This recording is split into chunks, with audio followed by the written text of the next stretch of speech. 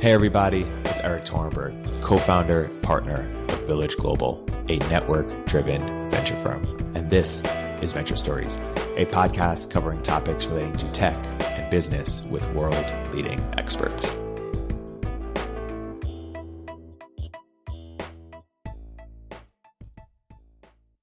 Hey everybody, welcome to another episode of Venture Stories by Village Global. I'm here today with a very special guest, Mark Lutter, founder and executive director of the Center for Innovative Governance Research. Mark, welcome to the podcast. Thanks for having me.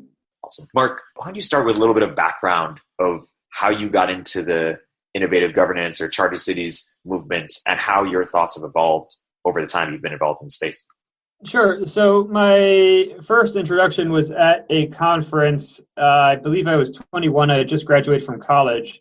And during that conference, there was a talk by Ben Powell who briefly mentioned somebody named Michael Van Natten who was trying to build what he was calling a free city in Somaliland, Somaliland being the northeastern part of Somalia.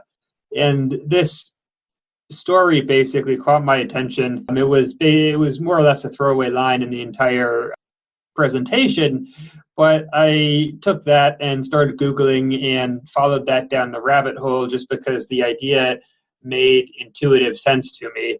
And so afterwards, I contacted Spencer McCullum, who edited Michael Van Natten's book, because Michael Van Natten died of natural causes in between the time he was trying to start the Free City and the publication of his book, the book was published, I believe, in 2005. And Spencer McCullum edited the book, and he lives in a small town in Mexico. So I went and visited him there and basically started going down the rabbit hole, mostly in the libertarian space of the charter cities movement. And so broadly, I believe there can be thought of as these two separate paths within the charter cities, the innovative governance space. One being Paul Romer and the charter cities, two, what might be called the techno-libertarian side, which is probably best exemplified by Patrick Friedman in the Seasteading Institute. And so Spencer McCullum was part of the old school techno-libertarian side. He actually helped with Operation Atlantis and I believe the Republic of Minerva as well, which are these two libertarian new country projects in the late 60s, early 70s that were both massive boondoggles. So after that, I did a PhD in economics at George Mason University. I spent some time living in Honduras, which has charter cities legislation on the books, so they haven't yet publicly approved any projects. And my ideas evolved more or less because being in this space and seeing some of the previous efforts that weren't particularly successful and seeing some of the rhetoric as well as some of the content being used, as well as learning more just about institutions, about governance and what those look like, I've become a lot more, I guess you might want to call it moderate in terms of how I think about these ideas and how I think they can be applied. So for example, within the techno-libertarian space, there's a large, Peter Thiel influence, as well as what might be described as the David Friedman influence, where people are enthusiastic about these, like using insurance agencies to provide a lot of services that are traditionally thought of as government. Well, to me, it makes the most sense, building a charter city is an incredibly complex project. And so rather than trying to invent these new forms of governance, why not just use existing best practices? Because in most places around the world, existing best practices provide a substantial improvement to the current governance on the ground. And it doesn't make sense to add in these additional elements of risk. And so I launched the Center for Innovative Governance Research approximately a little over a year ago. And what I saw was basically that there were a lot of people and groups that were taking these basically independent siloed approaches to charter cities, to innovative governance. So on one hand, for example, you have entrepreneurs, particularly in Silicon Valley, who are very excited about these ideas, but they are mostly talking to each other. And so one example, you have Y Combinator, who started their New Cities project about 2.5 years ago. And first it was, we're going to build a new city, and then it was, we're going to research a new city. And now it's not clear what exactly is happening with the project. You have Sidewalk Labs, which is building this Bayside area in Toronto, where originally it was, we're going to build a new city, and now it's basically we're going to redevelop this area, this sort of industrial area by a canal, and put a bunch of sensors in. And so on some margins, it's an interesting project, but I think it's also not nearly as ambitious as it could have been and as it was formulated at the beginning. And so in addition to the Silicon Valley entrepreneurs, you also have what might be described as technocrats, which are economists, lawyers, who are much more mainstream, less entrepreneurial. But for example, right, Paul Romer just won a Nobel Prize in economics. He was the originator of the charter cities idea. And he gave a TED talk when he had the idea. He didn't publish it in an academic journal because you don't get career points for talking about these ideas as an economist because there isn't really any data. And so because of that, there's a lot of latent interest in the economist community as well as in my experience, sort of the legal community too, that can be brought out if with the right coaxing. In addition, you have new city projects. There are a number of these new city projects that are basically building 400,000 plus residents, sometimes satellite cities, sometimes new cities that are beginning to think about governance because it would boost their land prices. You have the investors who are looking for right capital. There's a lot of capital flowing around the world right now. So investors are looking for opportunities. You have the humanitarian community in Europe, particularly with the refugee crisis, that's beginning to think about refugee cities as a mechanism to reduce refugee flows by offering opportunities in countries where the crises are occurring. And so the Center for Innovative Governance Research, our goal is to create the ecosystem within which we can elevate the conversation to make these other groups aware of each other so they can start embarking on these projects and start really executing on the ground. That's awesome. A few things there. One is, why do you think that YC, Sidewalk Labs, et cetera, have these big ambitions, and then sort of what do you make of what happened there? So I think there's a few things. Charter cities have three elements that are each extremely complex. One, you have the real estate element where you're basically building a new city, right? And so this requires hundreds of millions, if not billions of dollars. It's a little bit different from a traditional startup where you can just put 3 people in a basement for 6 months and you have a minimum viable product. And so Silicon Valley is only recently basically discovering the world of atoms. You look at the most successful companies, it's probably Tesla, SpaceX, which are both essentially Elon Musk, and then you have WeWork and a few others, for example, Boom. But by and large, the sort of foray of Silicon Valley into the world of atoms is relatively recent, and real estate provides sort of a whole other dimension on that front. 2, right, and that's only one part of a charter city. The other part of a charter city is the other 2 parts. 1 is politics, and then 2 is governance. So politics, you need to negotiate with the host country for legal autonomy. And Silicon Valley, I think, is only beginning to basically figure out and deal with politics. And as a metric of that, you can look at just, for example, right, Silicon Valley is about comparable. It's a little bit less in terms of total GDP than the New York area.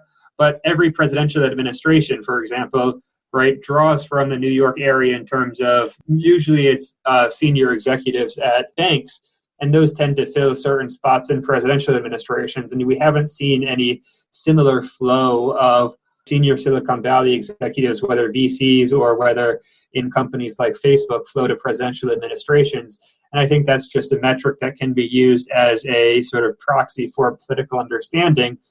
And that flows into, right, okay, if you want a charter city, you need to negotiate with the host country for legal autonomy.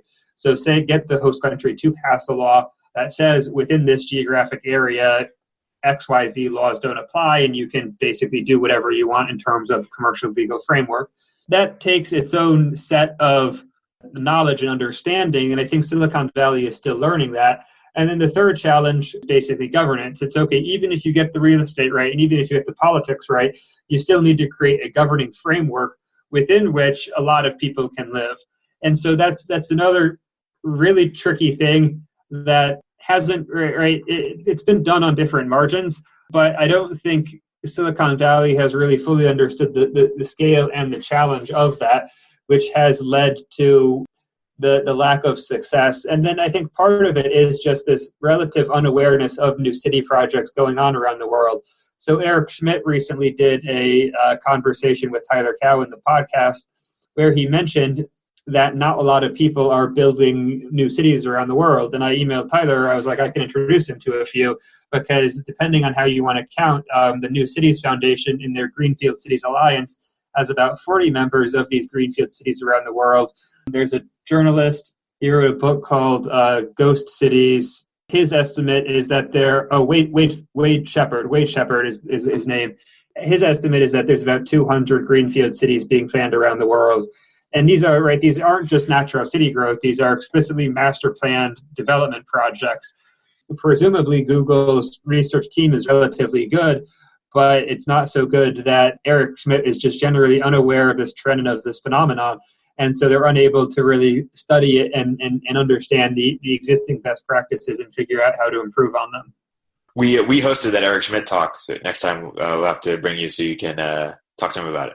Yeah, that would be fantastic. So zooming out a bit, when you were, or going back, when you were 21, you just discovered charter cities. Was this 2008? Was this like pre-seasteading, or when was this? No, this was post. So I graduated college in 2010, so it would have been the summer 2010 where I heard of it. I suspect I was aware of seasteading because I was in libertarian circles at the time, but I don't remember ever really thinking like seasteading, this is it. There was a very moment that I still distinctly remember that sent me on the track at this conference, because a month later I emailed Spencer McCullum, who I mentioned previously, and I wanted to sort of just chat and learn more about his work. And his response was, "Oh, I'm living in Mexico. You should come visit." And so I thought, okay, old strange men on the internet inviting me to Mexico. What could go wrong? And so I booked a ticket and stayed with him in Casas Grandes for about 3 weeks. Seasteading was a thing at the time in charter cities. Paul Romer had recently given his TED Talk, but my introduction was very much this sort of, distinct third way that was tangentially related to those ideas, but not directly so. For the zooming out a bit, for the audience who's sort of new to the idea, why don't you unpack both some of the terminology, charter cities, special economic zone, et cetera, and then perhaps a little bit of the history of the movement. You briefly mentioned your early libertarians, obviously seasteading, what mistakes they made in special economic zones as well. Sure. So a special economic zone is any territory within which a set of laws of the host country do not apply. And so that could be lower taxes, or that could be an export processing zone where you don't have to pay import duties for certain goods before you assemble them and ship them out. It could be a host of different things. And a charter city can be thought of as a special economic zone on steroids. And so what that means is, rather than thinking, okay, there's a set of laws, a set of legislation, and let's think on what margins can we use to improve them, instead a charter city asks, okay, let's start from scratch. What does a best-in-class legal system look like in this country with these environmental business constraints? What does that system look like? And then let's build it from scratch. Other important distinctions are charter city is a city, and so it has a much larger geographic area than most special economic zones. Charter cities include residential, and they tend to be multi-industry. Most special economic zones focus on single industries. For example, garment manufacturing. 3, a charter city has a distinct administrative body that is able to adapt as changes occur on the ground. And most special economic zones, they have a regulatory body, but the regulatory body is quite constrained within which the improvements they can make. So one frequent example is a one-stop shop, in which if a country has a lot of business regulations in the special economic zone, they create a single shop, the one-stop shop, where you can get all of the relevant permits. While a charter city, instead of doing that, instead of saying let's sort of simplify and expedite that permitting process, it's saying, why does that permitting process really exist in the first place? Can we get rid of some of these permits instead of just sort of simplifying the application process, maybe getting rid of them, or really creating a framework that's more flexible and much more conducive to long-term economic development. And you also asked about the history of the movement. So more recently, there's sort of these two separate strands, being the techno-libertarian seasteading side, right? The Seasteading Institute was founded in 2008 by Patrick Friedman and the other guy, I think his name was Wayne Gramlich. And their initial idea was, let's go build basically a new city in international waters so we can experiment with governance and push the frontier of, okay, the U.S. government works reasonably well, but there's a lot of margins on which that can be improved. And how can we push those margins, and what does that look like? Some early mistakes, I think, were just that it was relatively tone deaf, and so early articles that were focusing on the Seasteading Institute would often read something along the lines of libertarian billionaires, because Peter Thiel was an early donor to the Seasteading Institute. So libertarian billionaires want to build floating islands to avoid paying taxes. And I think that harmed its effectiveness in really communicating the message to this wider group of people. And so one of the lessons, I think, of sort of economics is successful institutional change requires the allegiance of the ruling elite. And so in Silicon Valley, there's been this idea of disruption where, right, you create a company and you don't need to ask for permission, and all of that's well and good when you're existing within this legal framework that allows you to do that. But when you're asking government to change the legal framework, then you can't just give them the middle finger and, right, start your own country. You have to work with them, understand what their needs are. And I think early seasteading positioned itself in such a way that really harmed a lot of those potential conversations. Since then, they've effectively rebranded and are now, I mean, the book got positive reviews by both the New York Times and the Wall Street Journal, and they're focusing a lot on how seasteading could help victims of climate change. So I think there are a lot of positives in how they've done that. Other sort of strands relevant in the history of the movement, you have Paul Romer, who gives his TED Talk in 2009. He is working with, at one point, the president of Madagascar, and it seems as though they are likely to get legislation passed, or at least proposed, when at that time there is basically a coup in Madagascar. It's unclear to what extent Paul's involvement precipitated the coup. It seems relatively unlikely.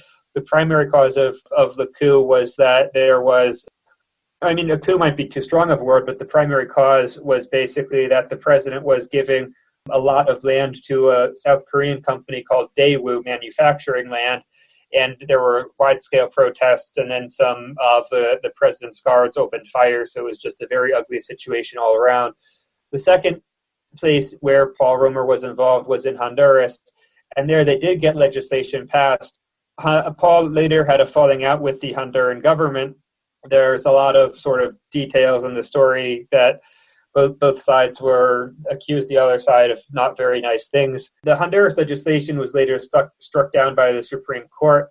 It was changed and then passed again, and so there is still charter cities legislation on the books in Honduras. There were several libertarian projects that were down there, including Patrick Friedman, who raised some money to go down there.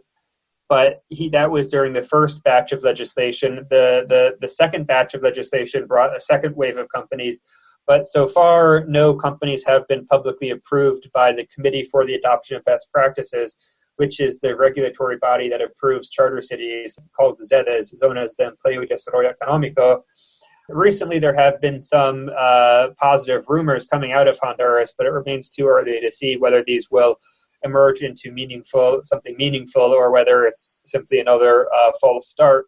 What is Paul Romer doing right now? He's basically dropped out of the space. He won the Nobel Prize about a month ago. I don't know. I've been trying to get him back involved, though I haven't had any luck. And in my contact with people who work closely with him, they tell me that he is working on his own projects and has effectively lost interest in charter cities, or at least, like, for the time that he's spending, it's a negligible portion of his time.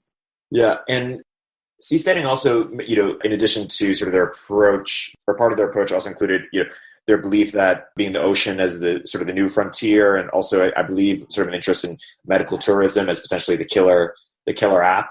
What do you think of those approaches? I don't think those are the right approaches. So, for example, just building floating platforms is expensive.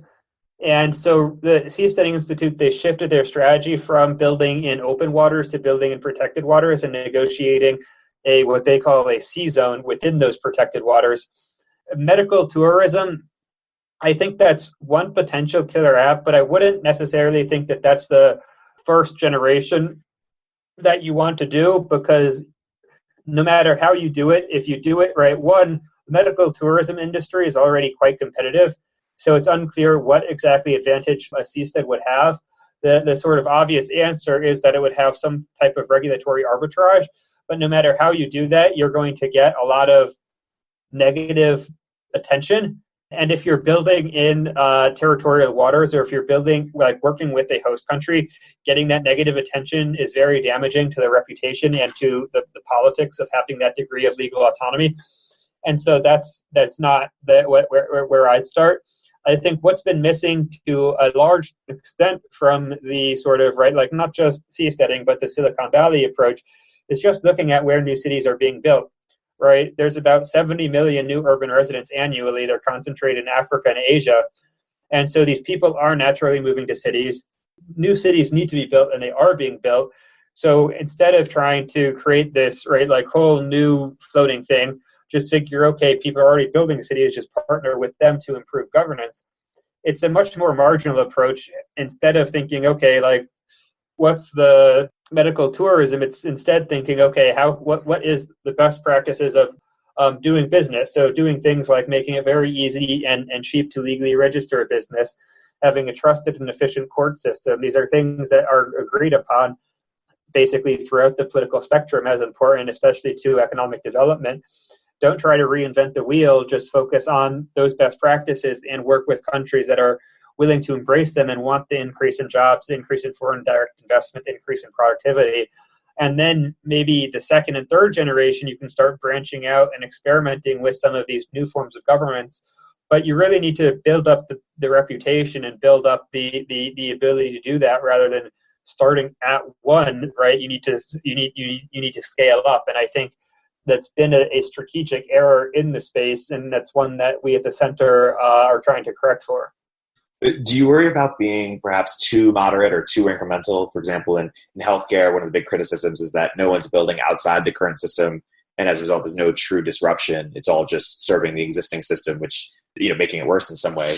And that the best way when you're building, digital products is to not attack Google or, Facebook head on, but to build sort of a totally different use case. And do you worry about too moderate of an approach, or how do you square that? No, I mean, the test is going to be to what extent are countries willing to pass legislation that allows for charter cities. And I don't think, right, it might be incremental compared to what seasteading envisioned, but in DC, this is extremely radical. What is the incremental version in Silicon Valley and DC is light years ahead of everybody else. And so, for example, when I talk to people at the World Bank, they're usually skeptical. There's some interest, but I keep hearing, I can think of 15 ways why this won't work. And so a lot of it is basically these different audiences that we're trying to engage and that we're trying to sort of build a community around these sets of ideas.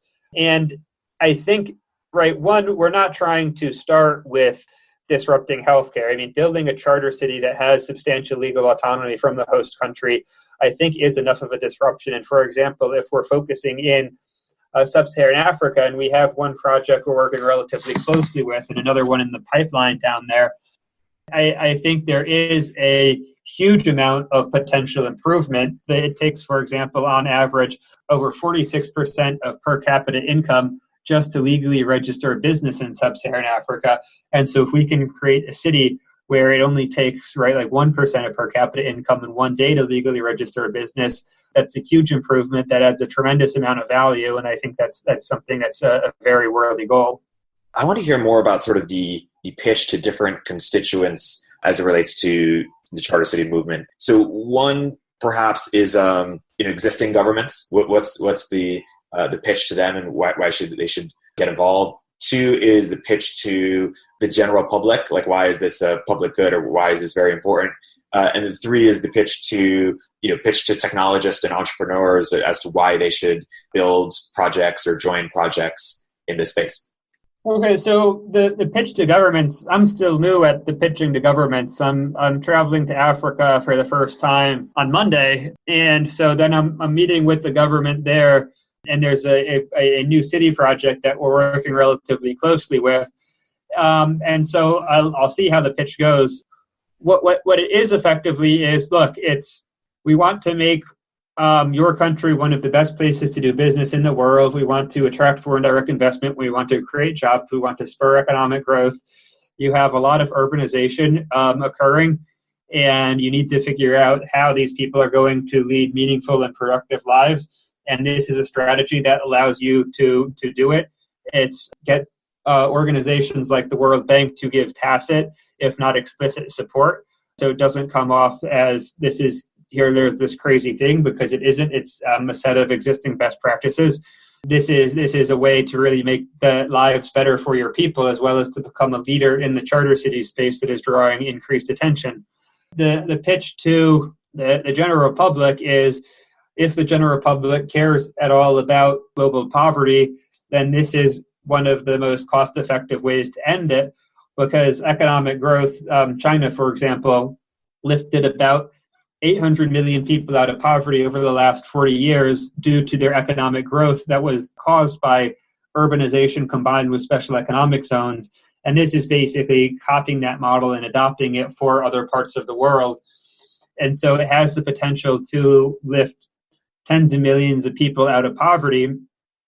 And that is something that's good, combined with the fact that it's self-sustaining and it's self-replicating. So once you get one or two examples, then they'll spread.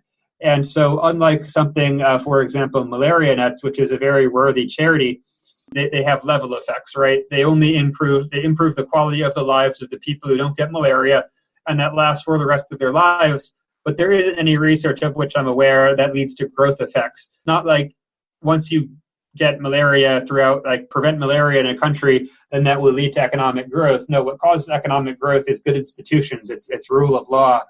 And so if you want to create those things, then charter cities are a good avenue to do so.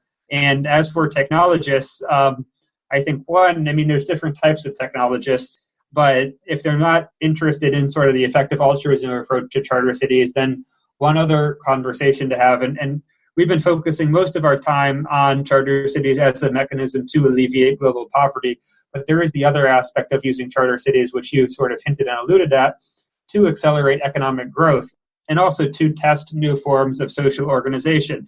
And so, for example, you can imagine a city similar to Dubai, except based in Central America, that's really pushing the boundaries of a lot of types of technology, where there might be a lot more medical innovation because it will have a regulatory body that's much more responsive than the FDA is, or where you allow for the testing of drones much more cheaply and easily, or self-driving cars. Similarly, I'm working with Glenn Weil, who wrote a book called Radical Markets, and one of the ideas in the book is called a Harburger tax. And a Harburger tax says, rather than having an appraiser come around and appraise the value of your property every year and you pay a percentage of that as a property tax, instead of doing that, you publicly list the value of your property. You have to pay taxes on that self-appraised value, so you want to appraise it relatively low. But on the flip side, anybody can buy that property at that self-appraised value, which gives you an incentive to appraise it relatively high. And so because of this would lead to a great increase in allocative efficiency, because it would allow for people to quickly buy up undervalued assets and put them to more productive uses. Would it work as described? Probably not. You probably need to test it and iterate it and figure out sort of what little changes on different margins you can make to make it more successful. But it is a relatively strong challenge to this traditional Western freehold notion of property that we have, that could lead to substantial changes substantial improvements in efficiency and in standard of living. And charter cities offer a relatively low-cost mechanism to sort of test that out and figure out how that works in practice. And then once it's successful, you can scale it and get it adopted by other places, just because a charter city would be more responsive to the people living there. And that, I think, offers a sort of test ground for some of these social innovations that otherwise would take a lot longer, if at all, to be tested and then adopted. Well, I'm curious about misconceptions around the charter cities concept, and there are things that are not commonly understood. And one is that this idea that this is a totally new concept, whereas we've had sort of, smaller versions of this, sort of certainly special economic zones in Shenzhen, but also experiments like, Hong Kong or Singapore, or there's sort of a lot of historical precedent over the last century that we could point to. Is that correct? Yeah, and I think Hong Kong and Singapore, according to the World Bank in 1960, their respective per capita incomes were under $500 each, $500 per year, and now they're two of the wealthiest places in the world, largely because they adopted good rule sets. I mean, they also had some geographic luck in terms of being on major shipping routes, but there's lots of places that are on those shipping routes that were not as successful as Hong Kong and Singapore.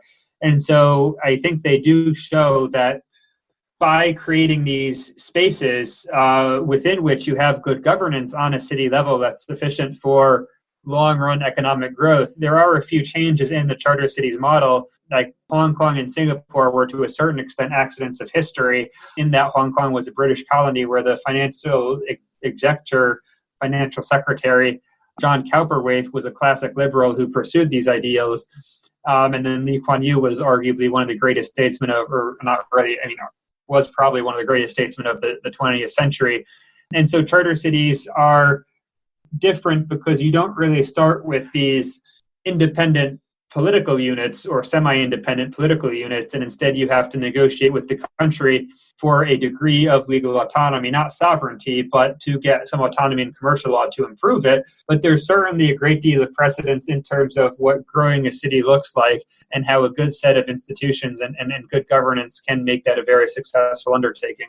You talked about the three things that are important in this, governance, politics, real estate, these three things among others. But let's talk about governance. What system of governance is optimal for economic development, and how location dependent or universal are these governance systems? I think the governance systems are relatively universal. I mean, there's going to be different changes depending on the time period as well as depending on location. So, for example, France in 1938 has a different set of optimal institutions than France does today.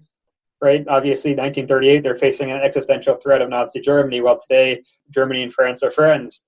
But in general, what good governance looks like is having rule of law, is making it relatively easy to start a business, to hire people, also conversely, to fire people, to build new things, to allow commerce to flow relatively easily. There's a very extensive literature on economic freedom on the World Bank Doing Business Index that shows how these things are conducive to economic development.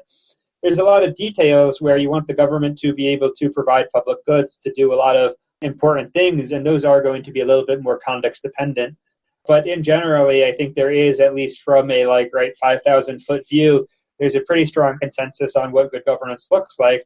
And the challenge is, in a lot of low-income countries, they simply don't have that, and Charter Cities offers them a tool to get those policies there.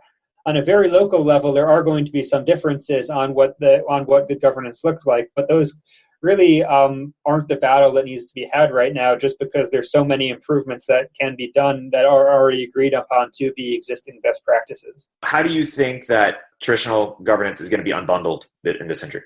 I think this is one of the big questions, because we're seeing right now with just with citizenship, for example, citizenship is a lot more fluid than it was in the first half of the 20th century, where you are seeing some really small nations basically sell their citizenship for $250,000 a pop. And you're seeing the rise to a much greater extent of these stateless people who either fleeing violence or sometimes just be getting stuck in this endless bureaucracy, face some of these challenges. So I think one of the questions is you need territorial governance just because there's always the threat of violence, and violence is inherently territorial, and so you want some protection against that form of violence. But then there's a broad question of, okay, do you need, for example, business law to be done territorially? Estonia with e-governance and e-citizenship is basically allowing anybody in the world to register a business in Estonia and do it cheaply. And that seems to be an interesting project and a positive step forward. Maybe it will end up becoming that, territorial governance focuses almost solely on violence and other really immediate social concerns, while almost all commerce is unbundled.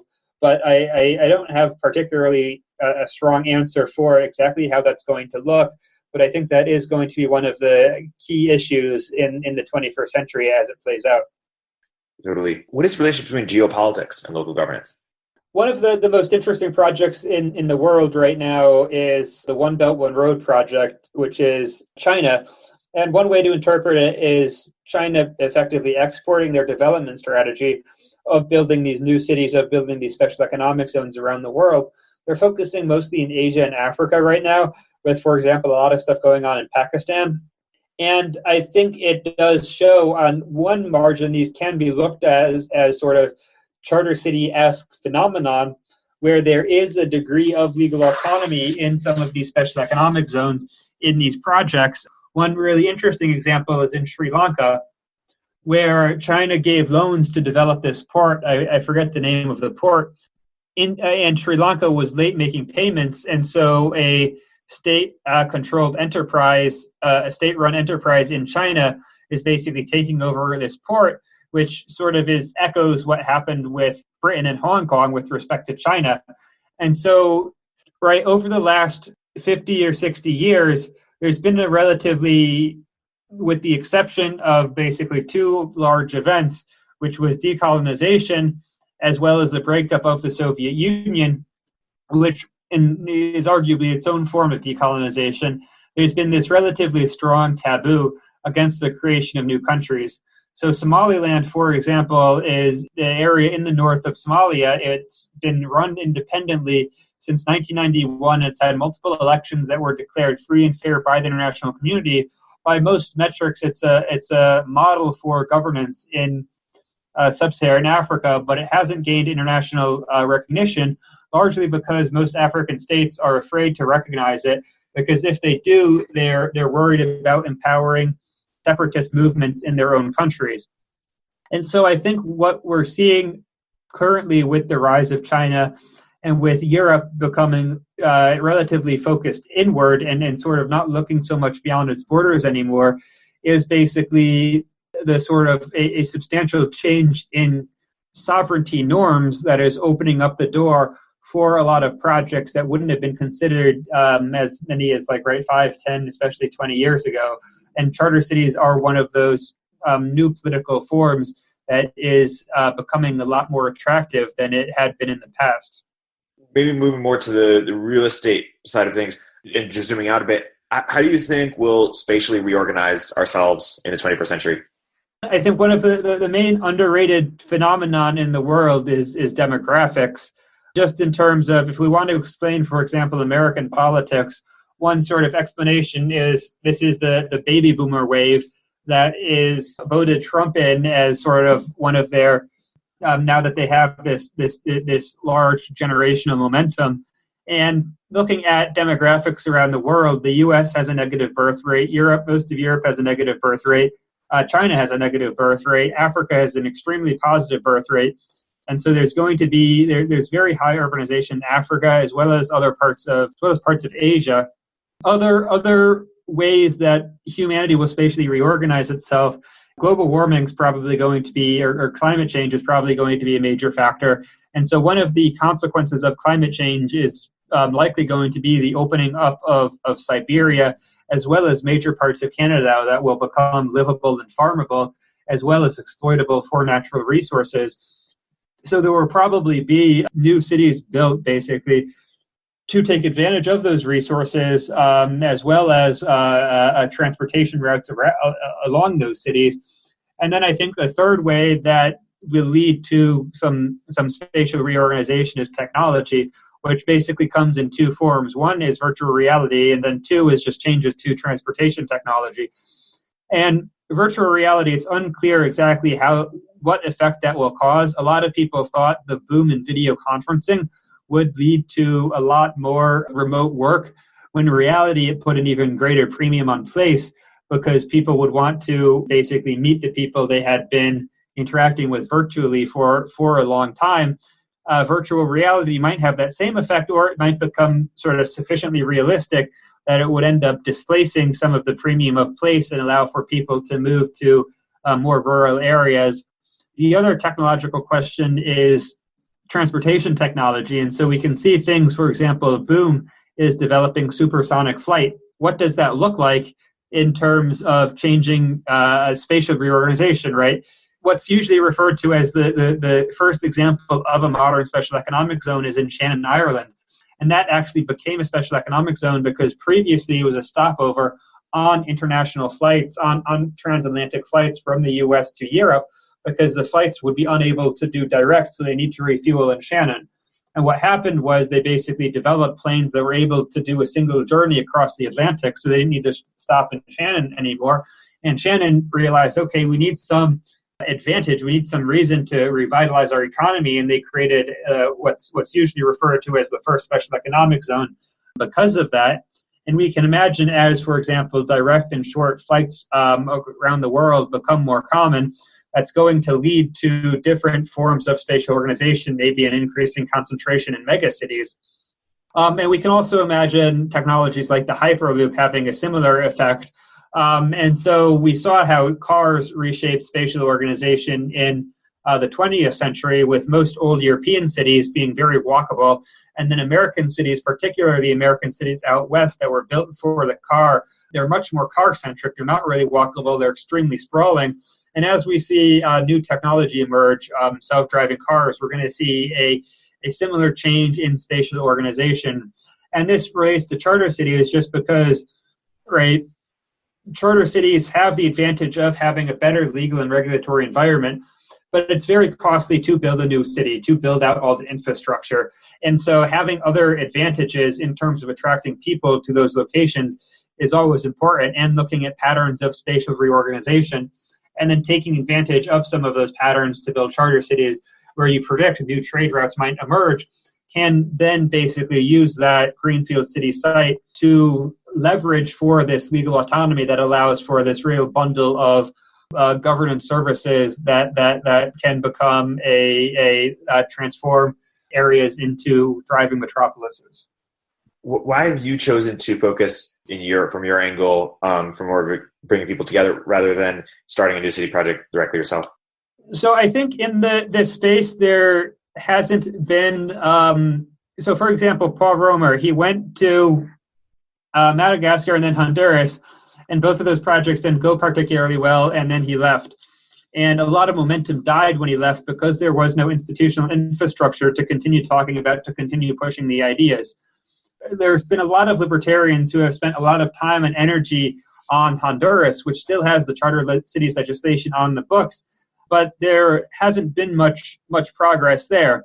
And so what I view as, I think, the sort of highest current value add is to create the set of ideas and to create some of the institutions such that they're not reliant on a single person or on a single country. And if there are setbacks because different people leave the movement, or if countries change their laws, then there isn't just this killing of momentum like I've seen in the past to try to, I mean, it's a little bit of a venture capital approach, try to spread a lot of seeds in a lot of different places so you can have one or two successes. And you're not entirely reliant on single projects. At some point, I am considering moving into the actual sort of more of a city building phase, but I'm not sure the space is at that time yet, and I would need to make sure that the center is up and running and can be successful without me before I make that transition. So let's say we fast forward a few years where the space is more ready and the center is in a sustainable place, or more sustainable place. Let's say that you are either starting a project directly or starting a fund to back projects directly. I'm curious, what would be your approach or your sort of request for startups or your request for innovation for people out there who are looking to pursue projects in this space? And maybe we can do them along the lines of your real estate, politics, and governance angle, or I'll sort of leave it up to you to. Yeah, so I think one of the important things that I look for is just what country are they coming from, and then what does that country look like? So key attributes are going to be what is the urbanization rate? If there is a rapid urbanization rate, that offers a much higher upside than if the urbanization rate is basically flat. 2 is, where is the country on respective trade routes? Is there a lot of infrastructure development that's happening there without the charter city? Because that would indicate that there is a demand for a lot of this infrastructure development. 3 is the country. you don't want a country that's completely unstable, and you don't want a country that's super developed, because if it's extremely developed and already reasonably well run, then the upside is much lower. On the other hand, if it's extremely unstable, then even if they pass legislation, that's not going to be credible as a future commitment. So you need to really hit that sweet spot. Additionally, right, there's the standard questions of who is the entrepreneur? Are they ambitious? Do they have a meaningful understanding of what this project entails? I mean, I think this is different from a lot of, right, sort of the traditional venture capital model, in just that most charter cities, I think, will look relatively similar, adjusted for local context, right? Like the metric for, is there a market for charter cities, that metric, I think, looks relatively similar. So it's a little bit more standardized than a traditional venture capital model might be. And then two, right, you don't want to finance charter cities via venture capital. I mean, venture capital might finance the first $10 million, but ultimately these are real estate projects, so you want to finance them via debt, which requires a whole separate set of relationships and a whole separate sort of understanding of what that market looks like and how to target those sovereign wealth funds, investment banks, whatever, that are interested in those types of projects. Other important qualifications is just, is the person able to, right, like put on a suit, get meetings with the right senior administration in their respective country, and to propose legislation that looks good, because this does have the inherently political angle. And so you do need to make sure that the respective entrepreneur understands that and is able to play, to a certain extent, the political role. There was a recent article in BBC where the German Minister of Africa proposed charter cities, and the article was, in the title was the term voluntary colonialism. And that's basically exactly what you want to avoid, which is why I'm much more bullish on projects where the lead of the project is a national of the host country, because, right, you don't want to evoke these ideas of colonialism. You want to make sure that their local culture, that the host country is respected, because just anytime there's these massive infrastructure investments, anytime you ask for a degree of legal autonomy, invokes all these questions of sovereignty and of geopolitics, and you need to make sure that the person who is leading the project is able to understand those and equipped to handle them effectively. Tyler Cowen recently came to gave a talk at one of your events, and he said that there are three big sort of elements of charter cities, and I think one of them was that they're typically attached to a hegemon. Can you sort of unpack his 3 points and what you thought about that? One was a hegemonic charter city. The other was a minimal charter city, and then an exported culture charter city. So a minimal charter city would just be something like a cruise ship, where there is a separate set of laws. Most cruise ships don't fly under the American flag, but they fly under some other flag. But it works on the cruise ship, but it's not really, right, meaningful substantive change in a greater sense than that. So it's sort of interesting as a thought experiment to understand social organization and to understand society, but it's not something that is more than that. And so other examples would be for a homeowners association or a shopping mall, where you do have these forms of local governance, but they don't really lead to this long-term shift. The other is a hegemon-backed charter city. And you can think of, to a certain extent, this is any time a hegemon has a substantial influence. So this would be Hong Kong. Hong Kong was conquered by the British, and it was governed by the British, even though it was basically entirely ethnically Chinese. It was governed by the British, and it was because it was backed by the British and governed by them, it was able to credibly enforce legal autonomy, their autonomy from the mainland of China, and it experienced tremendous economic growth because of that. Other examples, you could think of, to a certain extent, of the American South as a charter city, which was colonized by the North during the Reconstruction era. And a lot of places, especially small towns in the South, there would probably be, for example, much more stringent laws and regulations in favor of discrimination against minorities, were it not for the intervention of the federal government. Puerto Rico is another example where it has the U.S. government is creating the legal system there, and Puerto Rico is a lot richer than the Dominican Republic, which has the same sort of population with a similar history, namely as a Spanish colony, but because the Puerto Rico happened to be colonized by the U.S., they tend to be doing better than some of their Caribbean neighbors who otherwise have similar histories. And then the last is a cultural charter city where you export the culture as well as some of the legal institutions. Singapore, to a certain extent, is a cultural charter city in that it's very heavily influenced by British culture. For example, Lee Kuan Yew studied in England, making sure that whoever the ruling elite of that respective charter city are basically have internalized the norms of another culture and are able to effectively govern within that set of norms that can lead to these positive outcomes. And so one way to differentiate between a hegemon charter city and a cultural charter city is that a hegemonic charter city, right, the binding constraint is the backing by the hegemon, such that the hegemon can provide a credible commitment to that new set of policies. This is somewhat analogous to what China is doing currently with the One Belt, One Road project, to their extent that their overseas projects are similar to charter cities. It's much more of a hegemonic model. A cultural model is, okay, why does it continue to have these good laws and regulations? It's because the ruling elite of that society have a culture that is very dedicated to that set of norms. As to what I think, the Center for Innovative Governance Research, we're pushing something that's much closer to a cultural model of a charter city, because hegemony, works if you have a hegemon that's willing to effectively serve as a credible commitment, and currently there isn't really a Western hegemon that's willing to do that. Second, you don't want to impose charter cities via force. These have to be voluntary. And so if you have a hegemon come in and do that, it just smacks of force. And even if it's invited in by the host country, it's still just a little bit too similar to colonialism.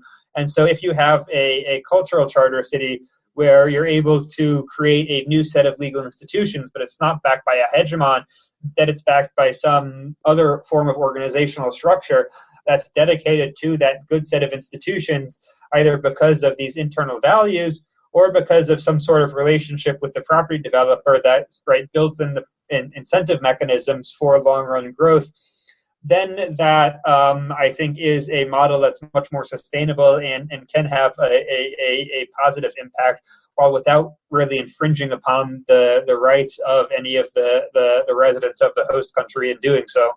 Let's talk a little bit about the challenges of new city projects. We talked about over-planning, wrong sets of experts. When you unpack those? Sure. One of my, introductions into the new city space, which pulled me away from the traditional techno-libertarian side, was that I was doing some consulting work on a new city project in Kazakhstan about 2.5 years ago. And it was fascinating because what they did was they basically, hired a urban planning firm. And this urban planning firm is reasonably prestigious and has done a lot of usually city blocks, so redoing a city square or something like that. And now here they had this project where instead of redoing a city block or several city blocks, it was basically building an entire city. And they reached out to their network of people, who was a lot of architects and urban planners. I believe I was the only economist there. And it was fascinating. One conversation I had was with a distinguished professor of urban planning from MIT, and I brought up the fact that zoning and land use regulations increase housing prices. And his response was, no, really? And I thought it was common knowledge, and his job is to go around and advise on, to a certain extent, zoning and land use regulations, and he wasn't familiar with the first argument against them. The people often paid lip service to Jane Jacobs, who is a critic of over-planning, but in reality they would basically get a architect usually who would effectively draft, here's the business district, here's the industrial park, here's the residential, we want a canal here. And it was very much so this, we can top-down plan exactly what a city looks like. When I'm a lot more amenable to what New York did with the Commission of 1811, where they basically defined public spaces and they defined private spaces, and they said, okay, now these are where the roads are going to be, and you can build anywhere where they're not going to be. And so people just went and built. And to a certain extent, you do need to plan with a new city project, just because to raise investor funding, you do need to show pretty pictures, and you do need to have this real estate project because they're financed as real estate projects. But I think there is that over planning often swings far too much in that over planning direction rather than the optimal amount of planning direction. And two, it's just that I think there needs to be a proper understanding of also the role of governance in these projects. And so going back to my experience in Kazakhstan, I had another conversation where somebody was saying we can put a financial center here, or we can put it here, or pointing to different spots on the map. We can have tall buildings, we can have medium-sized buildings. And I make the point, well, no matter where the buildings are or how tall they are, unless you have a legal system that's conducive to international financial companies, right, your finance center won't do anything. Because you need the companies that have these assets to be willing to enter and to be willing to do business in that area. And so making sure that you have a legal and regulatory regime that's conducive and that's attractive to them is particularly important. And these conversations are currently largely just not included in many of the master planning cities discussions. And I'm hoping to be able to sort of have those conversations with them and put the importance of governance in their mind space so that when these new city projects are being developed, they can make sure that they're approached in a manner that allows for the best possible outcome. So I want to see, if you were running a new city project and you were in charge, how you would do things differently. So first off, what sort of government structure would you implement? I mean, this is going to be very dependent on the negotiations with the host country. If we assume that the host country gives us a blank slate in commercial law, then the second question is going to be, what are the constraints that we're facing, both basically geographic and demographic? And so there's two models, broadly speaking, for charter cities. One I would call the Shenzhen model, and two I would call the Dubai model. The Shenzhen model is when you have a bunch of where the natural population for the charter city is low human capital, high labor intensive people. And so that you probably want to start with a relatively minimal bare bones legal system. That's you want to have it at a major transportation center, so probably a port. And you want to start probably with something like textile manufacturing and work your way up the supply chain as you get more and more developed. And you sort of improve your legal system as that happens. But what you would want to do is focus really on these multinational enterprises to come in and build the large-scale textile manufacturing. The other model is Dubai, which is largely service sector. Yeah, high human capital, mostly sort of right. Dubai is a European labor market, but you can imagine one in Southeast Asia or in Central America. And for that, you would want a much more advanced legal system to import common law, to have sort of standard of whatever the respective laws are from the host population that you're trying to target.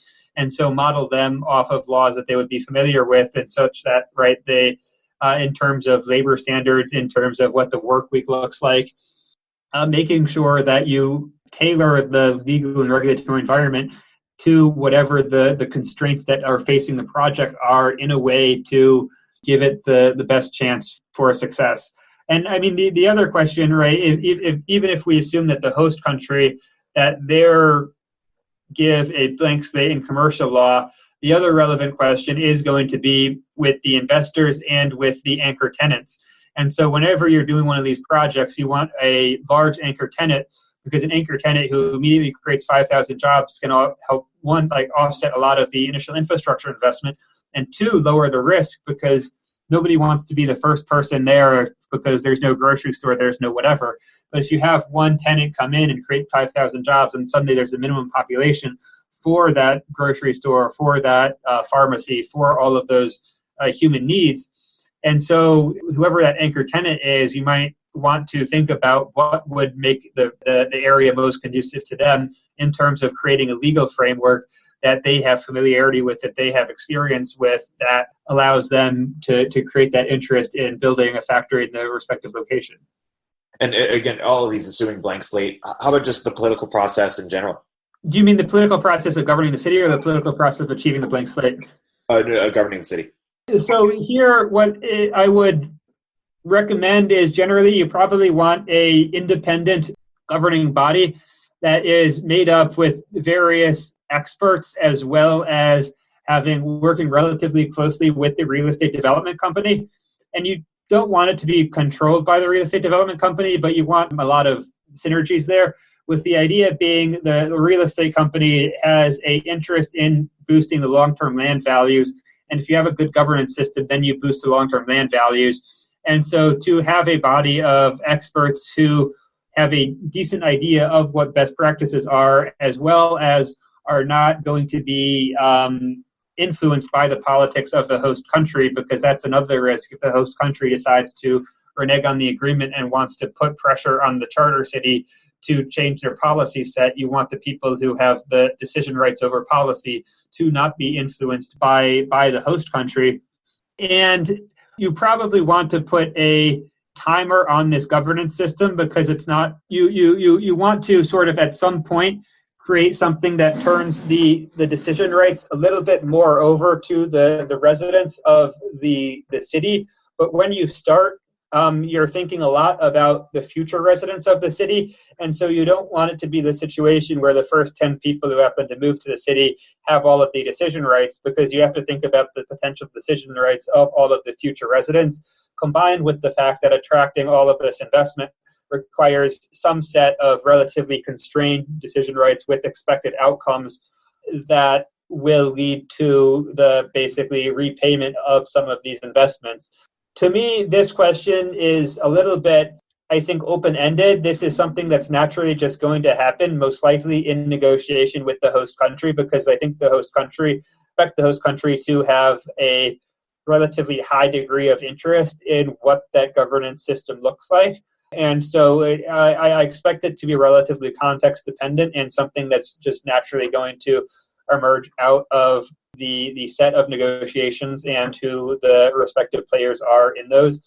And I mean, for example, if we look back to the American founding, on one margin we can say this is the work of a bunch of inspired men who created these timeless truths, and to a certain extent that's accurate, but to another extent they're all very much products of their era, products of that time, and the respective weight that those different players held.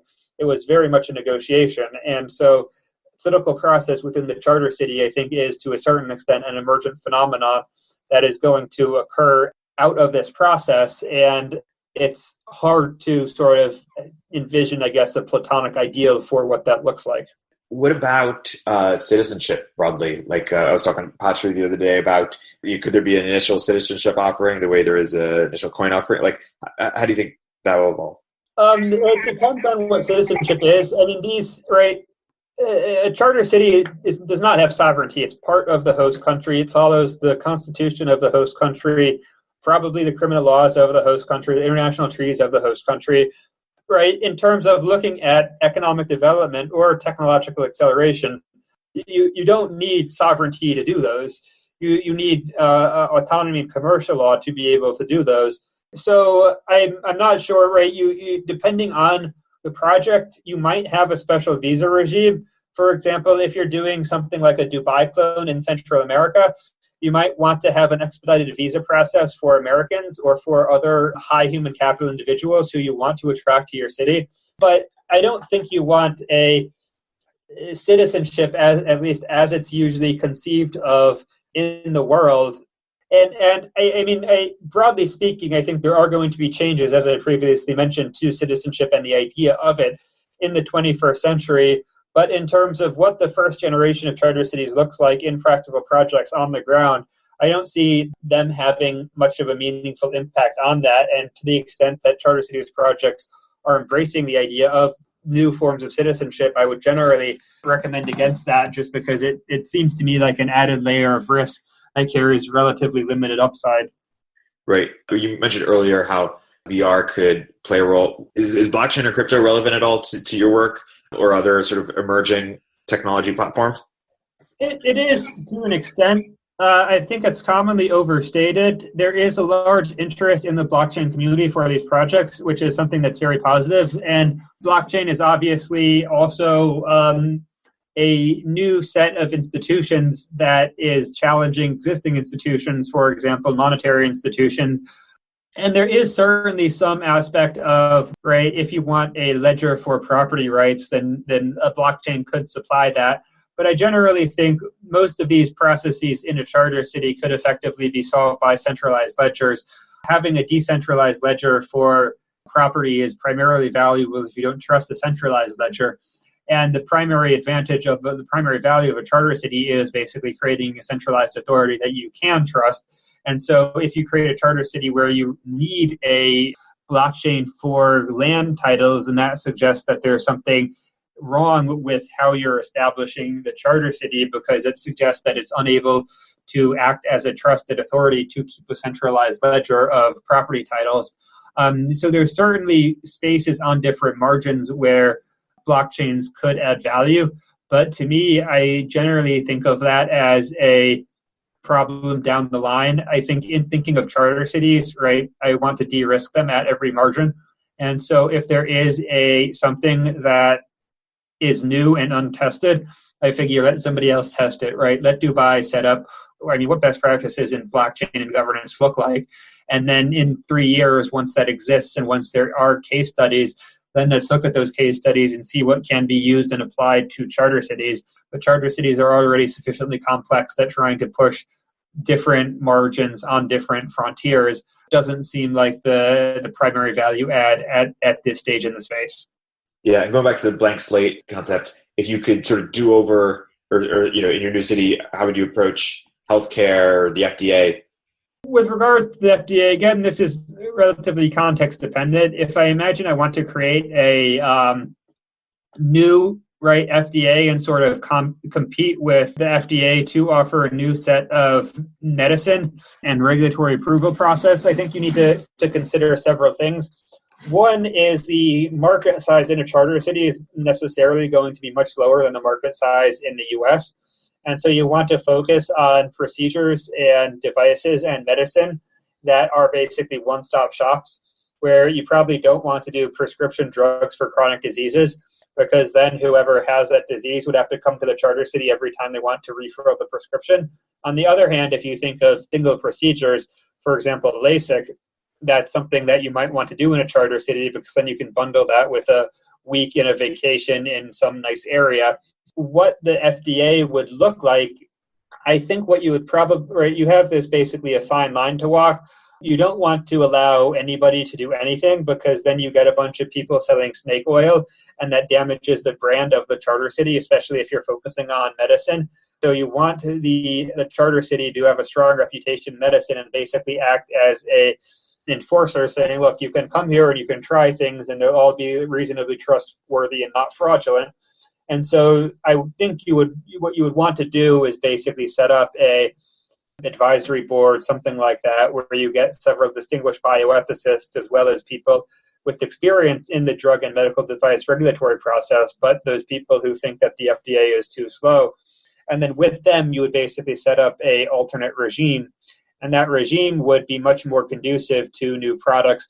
Maybe you model it somewhat off of, look at in depth what China is doing or what Japan is doing. China, for example, has 9 or 10 CRISPR trials going on. You probably want more regulatory oversight than what they have, but you probably want a looser hand than what the US has, and to look relatively in depth at what best practices around the world are and figure out on what margins can you push to improve these best practices to accelerate the development of drugs and medical devices. And then you get the advisory board to be sufficiently stacked with people with strong reputations that you're able to at least push back hard against any sort of criticisms of you're just selling snake oil or the usual stuff that you might expect to get. I was going to ask next about prison/police, but I think you covered this a little bit in your thesis. If you did, can you unpack it and maybe perhaps talk about your thesis a bit more broadly, your PhD thesis? Sure. So my PhD was on a particular kind of charter cities, proprietary cities, building off the work of Spencer McCollum, who's the guy who lived in Mexico I went to stay with. He advocated the idea of a proprietary community, which is effectively like a shopping mall where there's a single owner who provides public goods, because a shopping mall, for example, provides security, lighting, open spaces because they want to boost the value of the storefront. And so the idea is you can scale up this model to the charter city level, where then the proprietor, who is basically the real estate developer with a long-term interest in the value of the land as a partial residual claimant, is incentivized to provide public goods like a good court system, like effective administration, to boost the value of the land that they are renting to the residents and to that community. And so what I did was look at, for example, what can we learn from other examples of some of these natural monopolies, looking at water, the private provision of water. Did that lead to better outcomes or worse outcomes in government provision of water? The answer was it led to slightly better outcomes, mostly in Latin America. Not substantially better, but slightly better. Also looking at how proprietary communities fit in different literature, such as public choice, such as institutional economics, and is this thinking about what it would mean to engage in some institutional decision making from the perspective of having a single proprietor and what their incentive structure would be, and would that lead to better outcomes than what the current system looks like? And in general, the answer is probably yes, but until we try it, it's hard to say for sure. Is there more around private prisons or police you'd want to say? I haven't thought deeply about private prisons. I think you generally want to leave the criminal justice system as having the same criminal laws as the host country. Most host countries are going to be unlikely to want to change their criminal laws. Depending on who the host country is, you might want to have your own police force because, for example, in Honduras, when I lived there 4 years ago, it was the murder capital of the world, and it's still incredibly violent. And so you do want a police force that is relatively trustworthy. For example, when I lived there, I spoke with several of my friends, and these were middle class, upper middle class people, and they would tell me that they were more afraid of the police than they were the gangs. And that gives you an idea of, I guess, how pervasive the corruption was there. And so having a law enforcement body that has the right incentives that you can trust, you need to put in certain protections because you don't want this to be, you see this occasionally, for example, on college campuses in the U.S., where the police protect the star football player who's accused of sexual assault because, football brings a lot of money to the university. And so you want to avoid challenges like that. But at the same time, if the police are sufficiently corrupt, then starting with a blank slate and creating a system such that they spend more time protecting property and preventing crime than extorting the local population is a potential high value add depending on where the charter city is. Obviously, the challenge is that private police have negative connotations, and in the U.S. historically, you've seen some abuses, for example, the Pinkertons. And so you want to make sure that the incentive structure is set up and aligned correctly such that the police are rewarded for doing their job, meaning lowering, reducing crime and solving crime, and not rewarded for things that just sort of entrench existing interests, but really can contribute to the long-run economic vitality of the community. One trend I'm noticing these questions is I'm sort of asking sort of blue sky, blank square questions, and I think in your response is, hey, these are fun experiments, but they can actually be somewhat harmful in that, it's much more important to work with the host countries than it is to tell them what to do better. Is that? Yeah. One of the reasons I started the Center for Innovative Governance Research is I was going to conferences and I would see the same people at the conference, and it would be the same people as 5 years ago. And I mean, these people are my friends and I like seeing them, but the innovative governance charter cities should be more than just a social club. And it should actually lead to substantive changes in the real world, because I think there is a lot of potential that could be done. I mean, my goal is to help lift tens of millions of people out of poverty. And so every year we spend being a social club with our friends and talking about these theoretical ideas versus being on the ground and getting our hands dirty and actually working to improve governance, even if it's not perfect. It's a waste if we're just doing the social club and not contributing to meaningful progress. Two, I think broadly just there is this idea, right? So if you ask somebody, anybody, an economist, for example, how many shoes should the U.S. produce next year? or if you were shoe dictator, how many shoes would you produce? And the proper answer is, look, I don't know, right? We have this set of institutions that work to basically, right, estimate supply and demand. And then if too many shoes are produced, then they can adjust for that and sell off the excess supply. And so the number of shoes produced every year is an emergent phenomenon, and it should be seen as such. And we shouldn't have people who sort of sit in the back room and hypothesize of what the optimal number of shoes to produce is. And similarly, governance, I think, should be viewed as an emergent phenomenon. It's not something that we should sit and hypothesize over what's the Platonic form of governance that is the best, but instead it's something that we should look at and think, okay, what forms of governance would lead to better outcomes, and how can we work to implement those forms of governance in the real world, and what does that look like? And we do want some idea of, right, like what good governance looks like. But I generally think within certain spheres, there's been far too much emphasis on what sort of this optimal level of governance looks like, and much too little emphasis on what can be done to try to move in that direction. And then what does it look like when we take steps in that direction, even if it isn't really the optimal level, but is still substantial improvements. Great. We've talked about a few of these city examples, but I want to sort of do sort of a survey of different cities or countries that have experimented with this, what we can learn from them. We talked a bunch about seasteading already, but my question to you on seasteading is, do you think that the sort of techno-libertarians or the seasteading crew has learned a different set of lessons than you have? So I think we've learned some of the same lessons. For example, looking at how they've adjusted their strategy, I see that as very much a lesson similar to the one I learned, that you don't want to start off being like, middle finger, we can do it better, but instead trying to work with host countries. I think that is a lesson that is important. One lesson that I see that I guess I might have learned differently is right now Blue Frontiers is focusing on this project in French Polynesia. I think that will be quite challenging just because it's not on any major trade routes and doesn't have this demographics working for it. And so I've chosen to focus much more heavily on Africa, because that has demographics and that has all of these investments coming in. And so I'm not sure that, and I wouldn't say that that's a lesson I've learned from the movement per se, from any individual failures. It's just I think from talking to people who are on the ground in new city development, it strikes me also as a little bit of I guess, common sense to try to focus on build cities where the people are. And so I think we have learned some of the lessons, and I'm trying to bring in other lessons from other spheres that I think also would be beneficial to some of the Seasteading Institute's plans. Are there specific lessons we can learn from the stories of Shenzhen or Singapore or Hong Kong, or is it all just broad, hey, do more of this?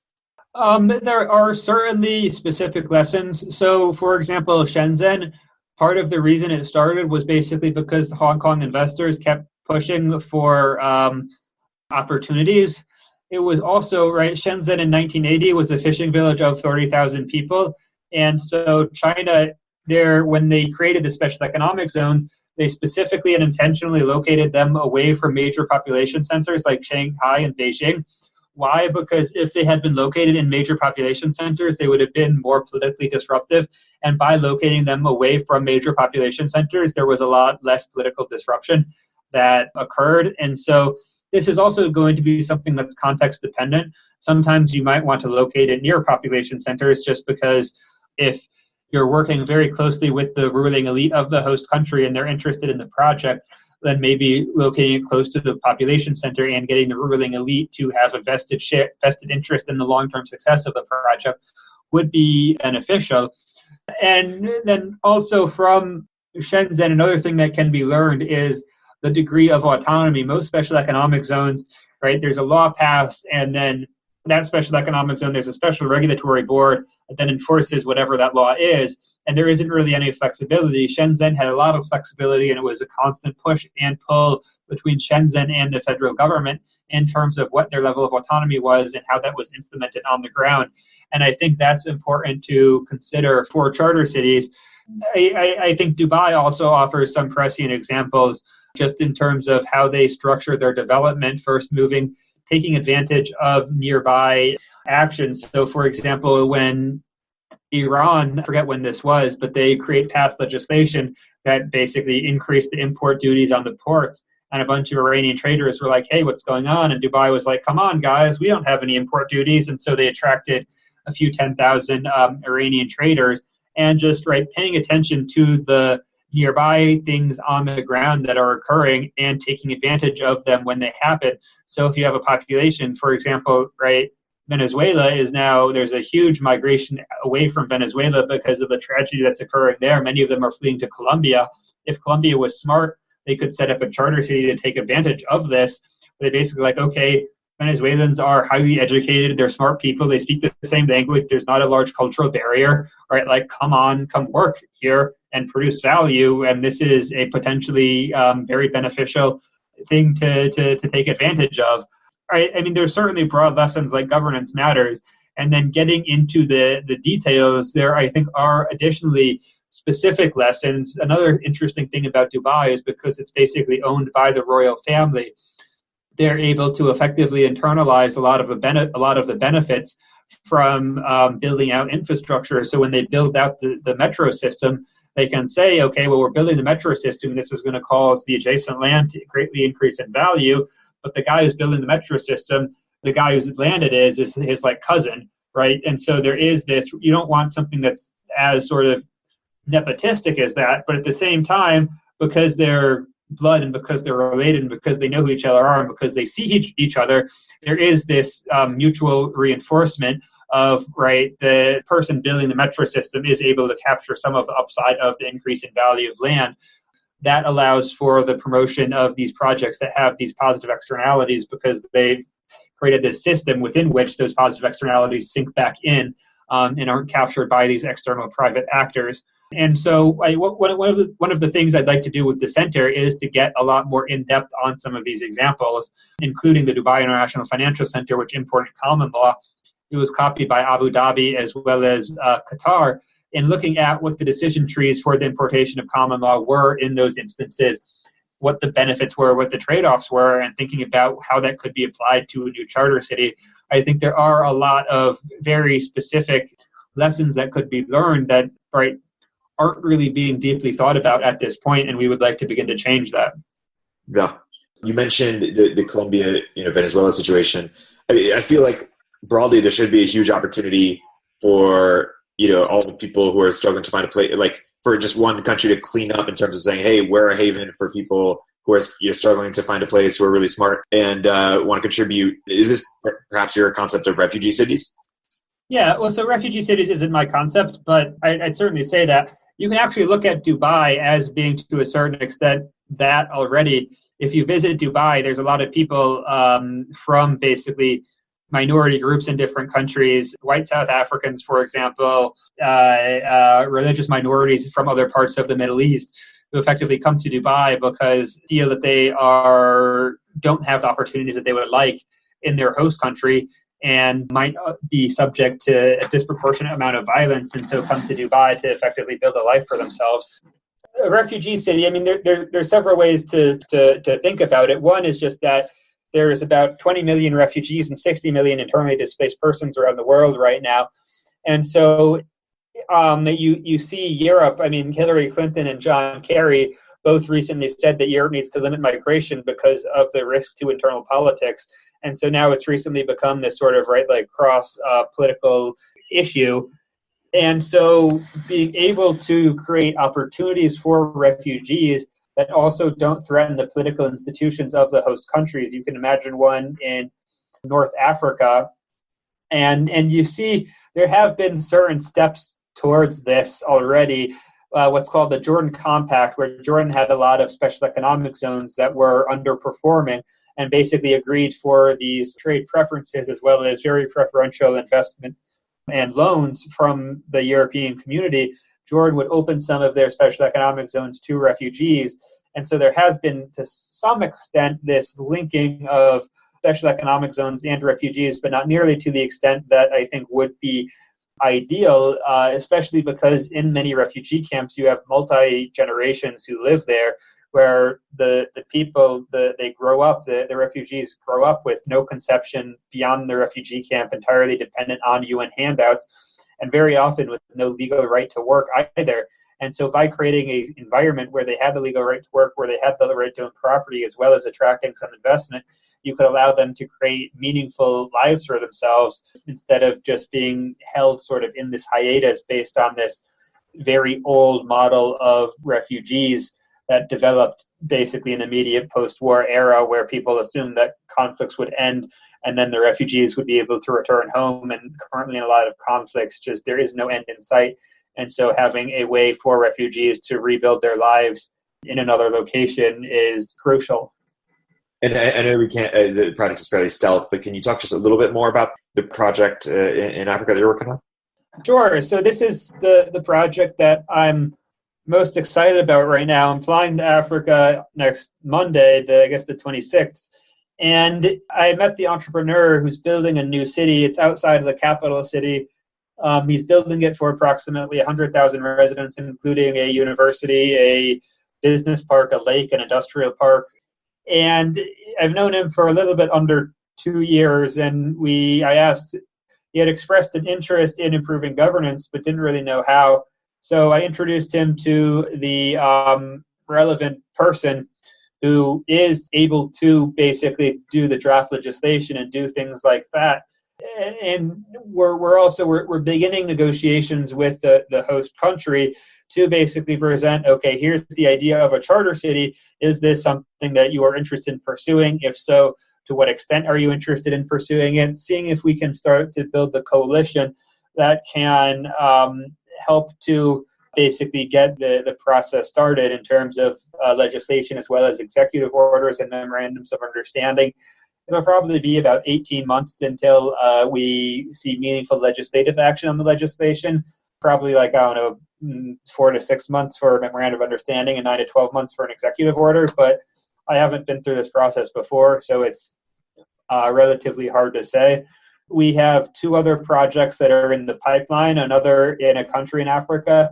There's a new city project of 150,000 residents that has recently expressed interest in becoming a charter city. And so we've started the conversation with them, but we need to continue it to really draw up what a plan means and what those steps are. And then we are drafting a white paper for a project in Latin America that we are hoping can draw sufficient attention. It's basically a 2-year plan for starting a charter city. And we hope it draws significant attention to be able to put together a team to execute on the ground. And so those second 2 projects in the pipeline, we expect meaningful action, being like a team that has a plan that is actively working towards it with funding. We expect that to take place in both of those probably within about 6 months. And so we were making a lot more progress on the ground in terms of traction in having meaningful charter cities conversations and progress than we expected. And we're quite proud of that. What about other lessons from other sort of experiments broadly, whether it's any specific lessons from Honduras we talked about a little bit, but maybe zooming even further back, Operation Atlantis or Republic of Minerva? Sure. So I think those are lessons that I've sort of gone over, in mostly that you need to work with host countries. You can't try to go do this on your own. Basically, there's 2 ways to build the city. 1 is you create a religion, and 2 is you have an economic proposition. And so if we look at, I don't know if you watched Wild Wild Country, the Netflix show. I haven't seen it, no. It's basically this Indian guru in the 1980s who, he basically forms a cult that builds a city of about 10,000 people in Oregon, I believe. And they get in all sorts of fights with the locals, as well as do voter fraud and eventually get basically kicked out. And Utah is an example of a successful city and or state being created by religion, but ultimately that's not a very practical venue. And I think in this space too often there's been this, we want to have this intentional community, and the religion being this particular set of political ideals rather than a economic proposition. And so I'm trying to push much more in here's an economic proposition rather than a set of political ideals that will lead to economic development, and to work with the respective host countries outside of sort of the techno-libertarian tradition of things to consider. I mean, we briefly discussed over planning as well. And I think Brasilia, for example, that shows the challenges of over planning. It was planned as a new capital of Brazil and a tribute to modernity. And then it turns out that nobody actually lives in the planned part because it was planned not for people, but it was actually planned to be visible like an airplane from the sky. And to have a much more, I guess, organic growth of the physical environment of the city. Other, I think, lessons that are important, just thinking about looking at how in China, much of their special economic zones were locally done. And so you need those local partners on the ground. You don't want the national government dictating everything. They're usually not sufficiently responsive to the needs. Having a large degree of private involvement. I mean, recently, for example, the German, I think I mentioned this previously, but the German Minister for Africa proposed charter cities, and he basically he's envisioning charter cities as administered by a foreign power. And I think those will run into a lot of challenges just right in terms of who makes the investment decisions, who makes the governance decisions, and having a power that's on the ground that's responsive with those decision rights, I think is quite important, which is part of the reason why we're so excited about partnering with some of these large real estate development companies that are building the new cities independently, but see the natural sort of value add from getting some a degree of legal autonomy to improve their governance systems. Totally. And you mentioned, I don't want to shy away from the religion point you mentioned. I mean, because remember Balaji's talk? Silicon Valley's ultimate exit. Yes. Talking about, unpack that talk a little bit about how now it's easier to transport, that you can imagine 10,000 people, coming together on a shared belief and negotiating and moving together.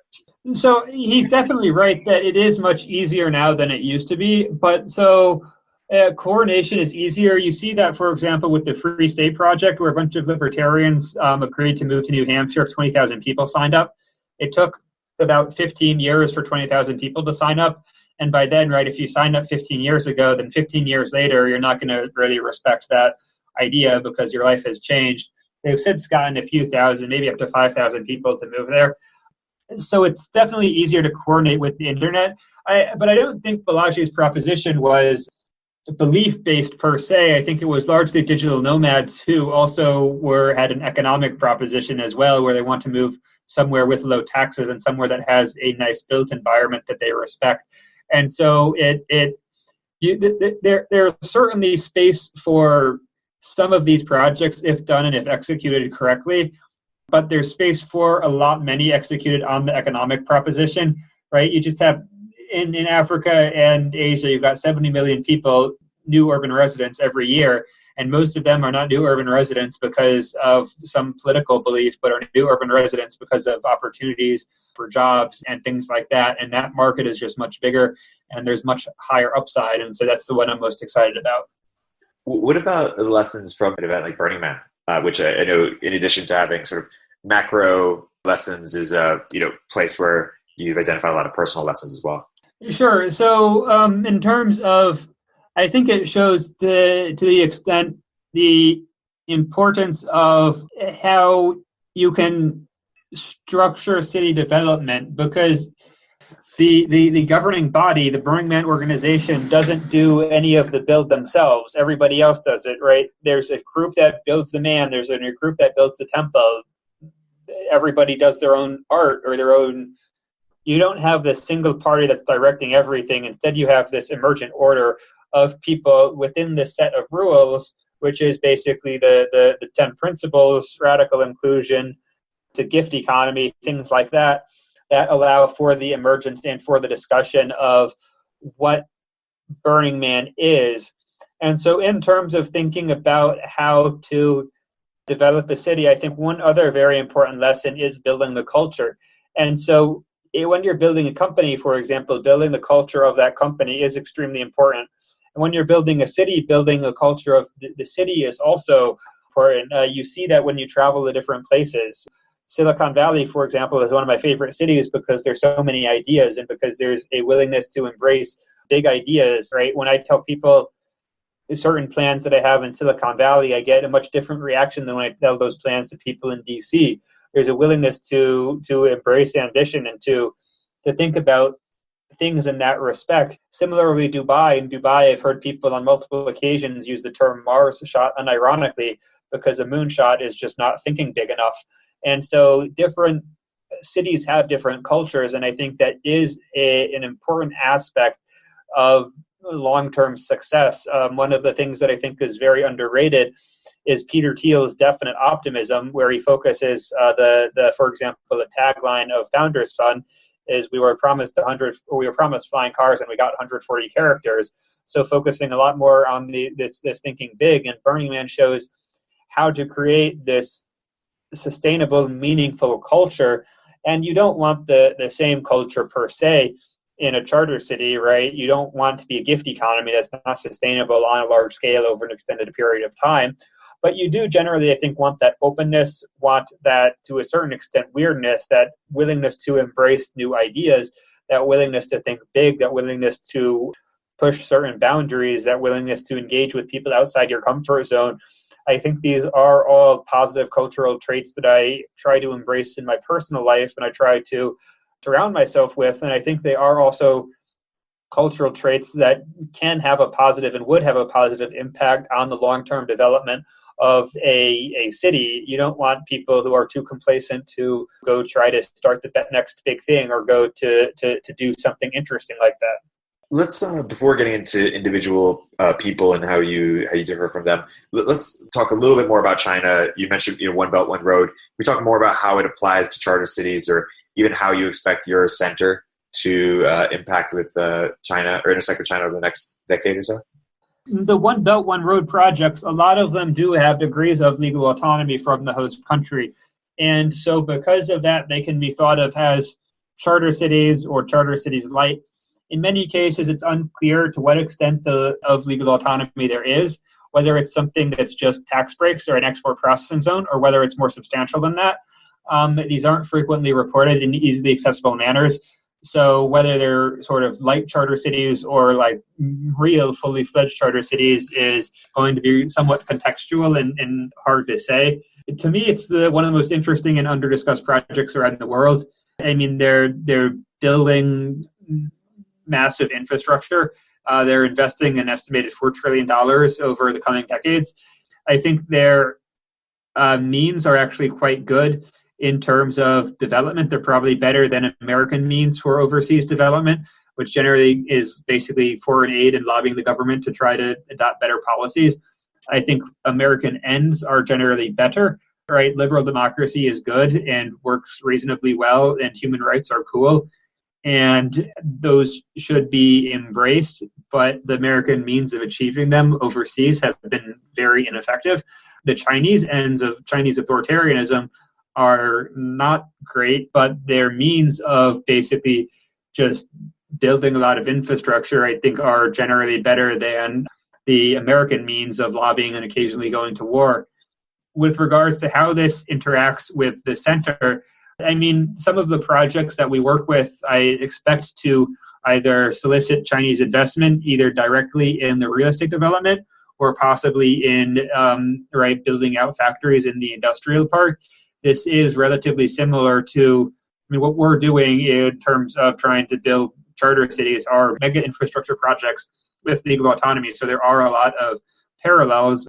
I would not be surprised if over the coming years there is increased sort of interaction with various Chinese organizations and companies, just given that we're in a similar space of trying to facilitate these large infrastructure developments in low and middle-income countries. And so because of that, I think there will be increasing interaction with them. I haven't had that yet, but I expect as our profile to rise and as we see successes on the ground for that to change. What did you take from the book Connectography and the author more broadly? I thought the book was quite interesting because I think it paints a world of how supply chains, how infrastructure developments are becoming increasingly important, and how sort of the role of the nation state is eroding in those respects. It paints, I think, a vision of the world as we're moving towards. And so in the 20th century, the dominant form of social organization was the nation state, where that was one of the primary identities for people, where that was the primary unit of analysis, where that was what preoccupied people's minds. And we're seeing a shift away from that in terms of, I believe it was Benjamin Barber who wrote the book, like a world of mayors, where, and Richard Florida frequently makes this point as well, where cities are playing an increasing role on the national level. And I think connectography is making a similar point, though it's making that with a greater emphasis on supply chains, how these new supply chains are being built out in terms of ports, in terms of railroads, in terms of roads, and how these affect geopolitical relations. And so one interesting specific example is looking at the Red Sea, where we see a number of for example, Dubai Ports World, which is this Dubai Ports operating company. They're building a port in Somaliland. They're also building a port in Djibouti. The funny thing about them building a port in Somaliland is it's actually the idea that got me in. This free city in Somaliland by Michael Van Nauten is now being executed by Dubai Ports World. You see Saudi Arabia, they had this $100 billion city called King Abdullah Economic City, which they were building on the Red Sea, and now they're building a $500 billion city called Neom, which Crown Prince Mohammed bin Salman is making one of his signature projects. And so we are seeing this much greater emphasis of supply chains, of infrastructure, and of how those interact with different decision-making processes around the world. And I think that type of analysis is going to become increasingly important, and the nation state as a unit of analysis is going to sort of become reduced in relative importance as we move forward. And what are the implications of that? The implications, I think, are just going to be how we understand power and how it's distributed. I think we're moving towards the more polycentric legal order. And so traditionally, we've had this Westphalian notion of states where every state is sovereign. They can do whatever they want inside their borders and then outside, but they shouldn't infringe on other states. And obviously, there's millions of exceptions to how this played out in practice. But it was a general, understanding of international norms and of sovereignty of how that worked. I think as we're seeing, particularly with the One Belt, One Road project, but in general as well, there's a much greater willingness of countries to embrace these decentralized forms of legal autonomy, of these sort of concentric rings of power and of decision-making rights, where no longer are we going to see the nation state as the end-all be-all of decision rights, but there will be some set of decision rights that will be ceded to international bodies and another set of decision rights that will be ceded to local bodies. And I expect in different worlds we'll probably see this play out in different manners, but I think it's going to have a substantial impact on how we perceive political organization in the 21st century. I don't think it's going to be primarily a story of nation states anymore. What is Thibaut sorting? Is that how I pronounce it correctly? Yes. Thibaut is an economist. I believe the paper was published in 1958. And he argued that under a set of assumptions, public goods would be provided because people would be able to move to the areas in which they would be able to better basically achieve those public goods. And so you wouldn't need these traditional mechanisms to provide public goods because the ability to exit to go to a different jurisdiction would be sufficient to get the optimal allocation of public goods. His assumptions in general aren't realistic. Looking at the literature, voting with your feet, Thibaut sorting does have an impact on public goods, but it's a relatively small impact in my opinion.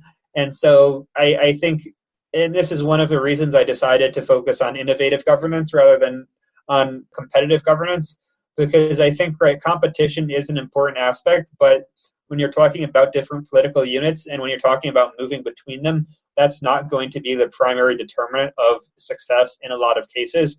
I think if a charter city is started, it's going to be able to be seen basically like what are the core principles, what is the governance structure, what is the team, how are they doing it, is going to be a much stronger indication of the long-term success than these second-order effects like what is the competitive process within which this takes place. Okay, so I want to name a person, and then I want to hear you say either what you've learned from that person and or where you have a slight disagreement with that person as it relates to this idea. So how about Tyler Cowen? So I think what I've learned from him is a lot of, I think he's particularly stressed the, geopolitical context of charter cities.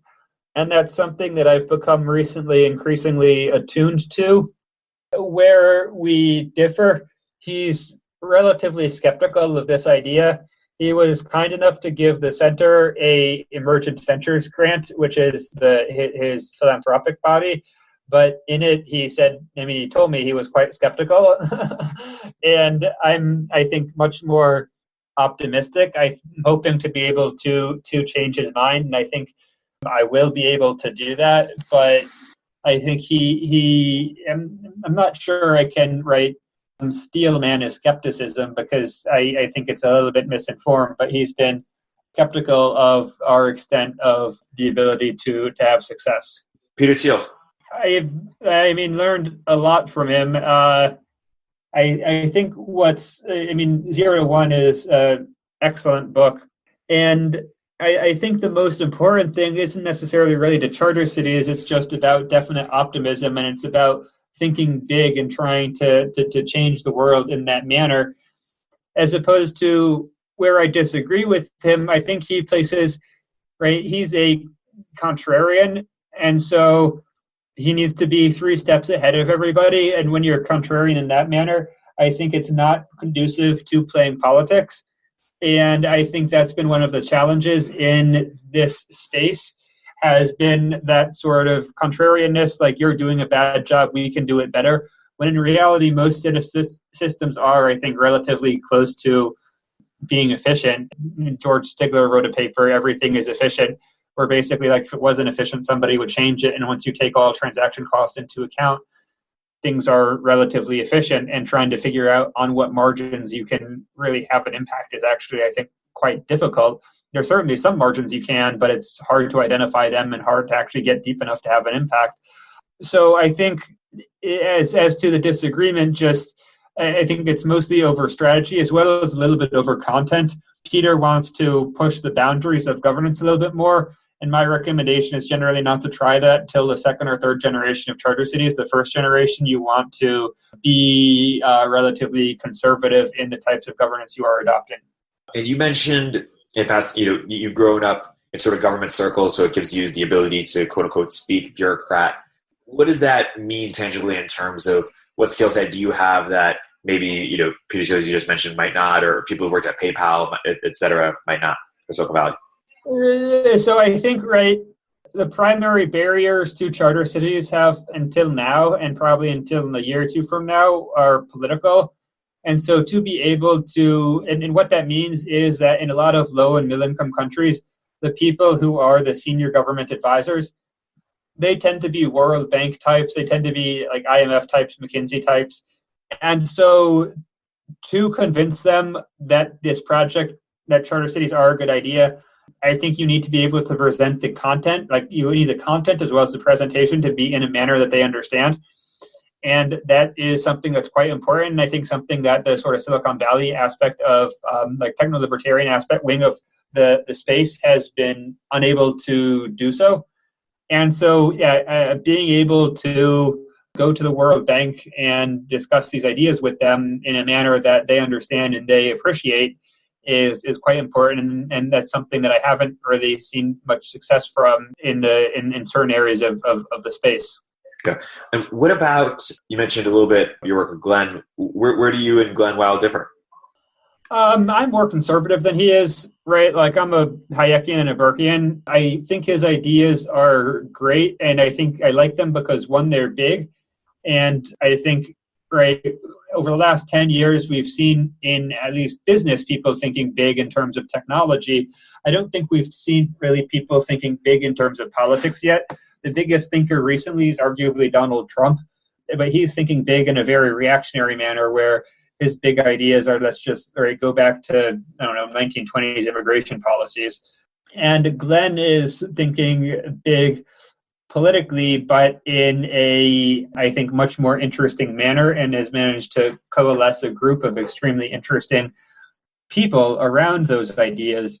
And that's what I like. And the harbor attacks, I think it's very interesting because it's the strongest challenge to freehold notions of property. Even Peter Thiel, I don't think, has substantive challenges to, what are Western forms of social organization. He wants less government, but beyond wanting less government, there aren't really that many, I think, meaningful challenges there. While the harbor tax, I think, is a meaningful challenge and deserves to be taken very seriously. As to where we differ, I'm a Hayekian and a Burkean. I think radical social change often can lead to substantial social unrest, and for that reason, it should be approached relatively carefully. My recommendations are generally to experiment, iterate, and scale. And you don't want to, lots of times people do the scaling before the successful experimentation and iteration. And that's when you see a lot of this, like historically, tragedies occur because people think they've developed the right social system and try to impose it on everybody. And then you get mass social unrest and, in worst case scenarios, famines, which I think is obviously not going to happen with Glenn's ideas. But you still want to be relatively careful and responsible in terms of what it means to scale different forms of social organization that have that aren't really according with our set of traditions and norms and have a strong distributional effect of property ownership. If you're a Hayekian or Burkean, who are sort of the left versions of that? I'm not sure. I'm not sure there are. I'm just not nearly as well read on the left as I should be, and I should try to change that. I don't have as much time to read as I used to.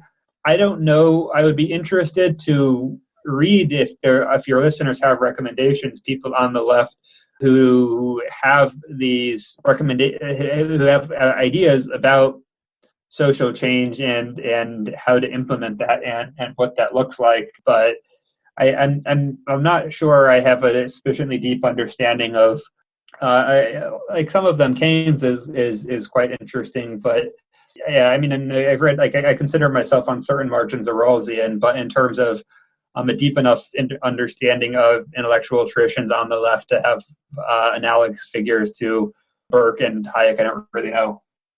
How about Balaji?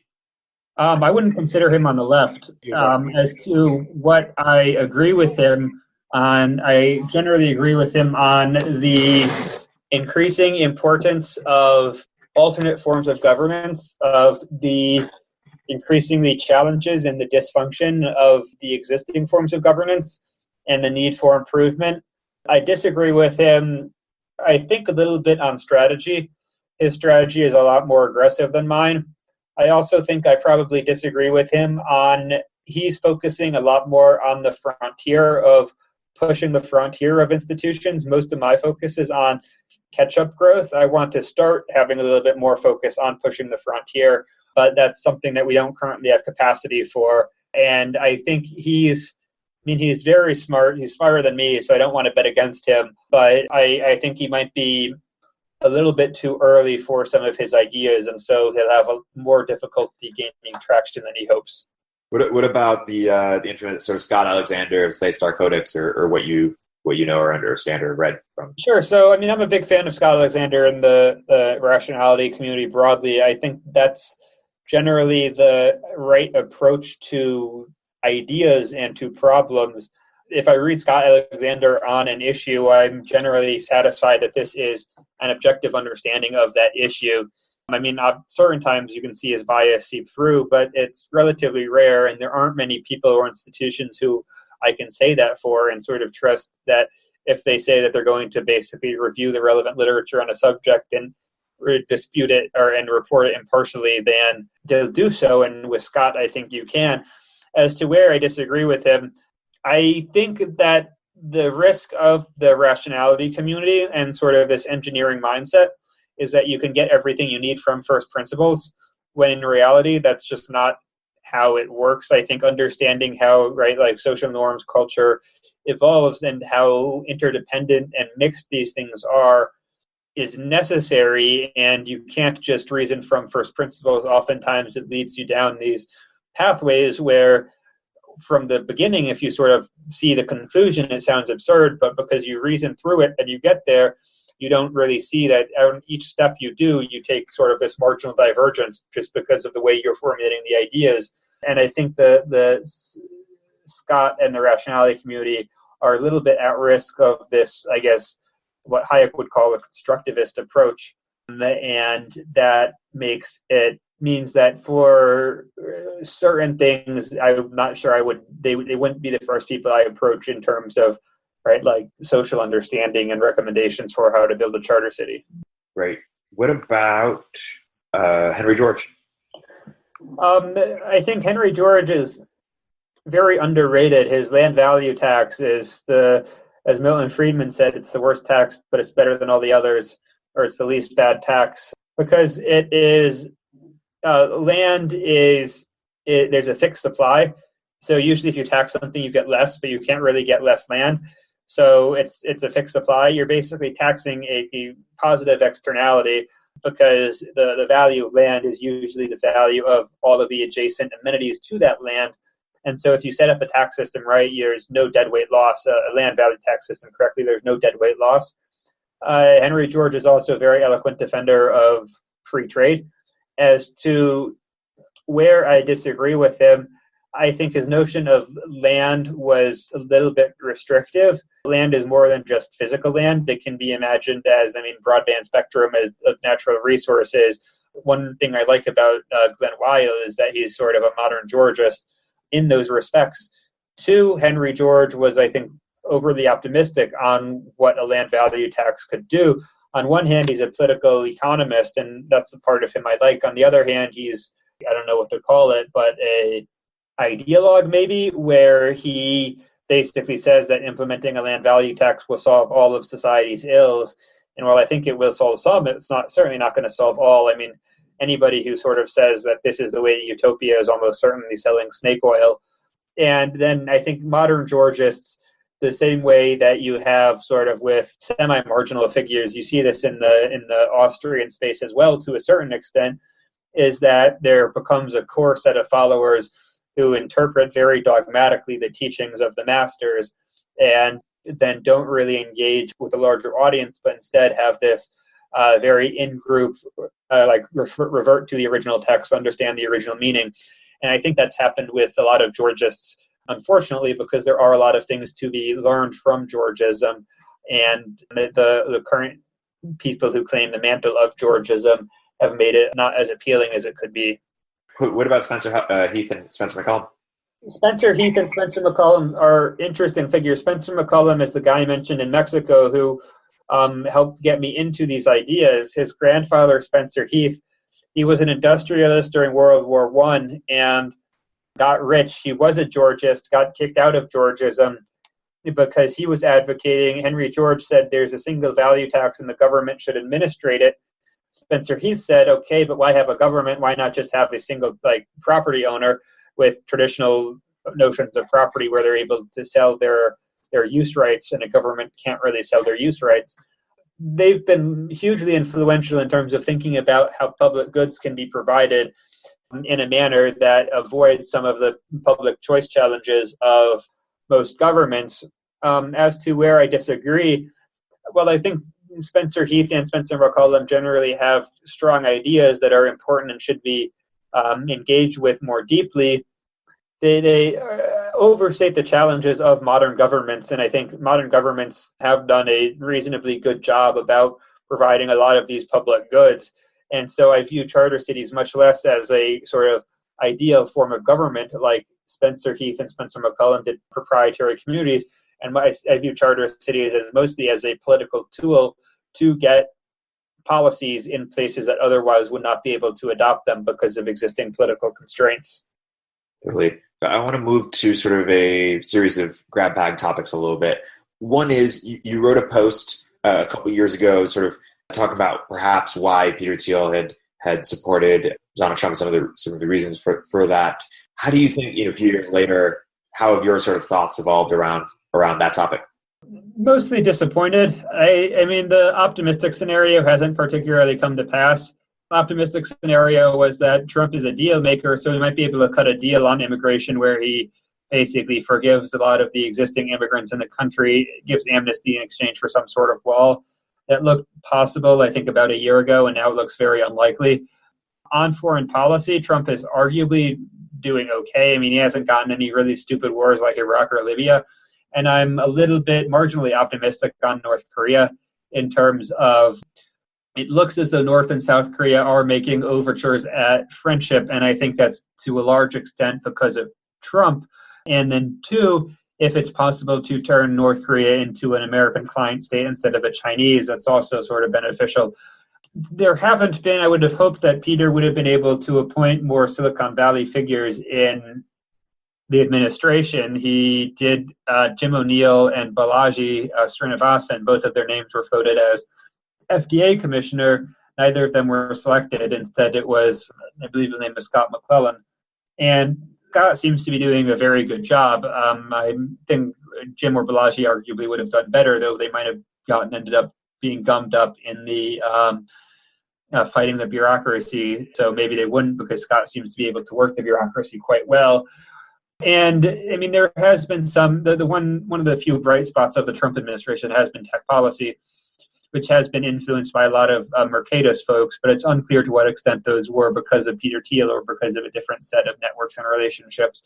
So, I mean, in general, I think that even though he, quote unquote, won the bet by supporting Trump, I would have hoped that he would have been more effective in getting allies in the administration because it just seems to be a giant mess in most respects. You also wrote a post about the Vox for the Gray Tribe, although now that I'm saying that out loud, I wonder if Slave Star Codex is that. I think Slave Star Codex is that to an extent, but you basically need something that's more monetized and that has a wider range of issues. You're seeing that sort of come out in, you're seeing a host of interesting magazines that are trying to be that to a certain extent. I mean, the challenge with Vox, I like Vox on some margins, but you basically have this war going on in Vox between the activists and the, I guess, academics, where the academics try to be neutral and the activists really want to push things. And so I've just realized that, right, if Vox is reporting on something, sometimes it's quite interesting, but I can't really, they try to do like we report the news, and I often don't trust their conclusions because it's too much work to check who's writing it and to check what their reputation is.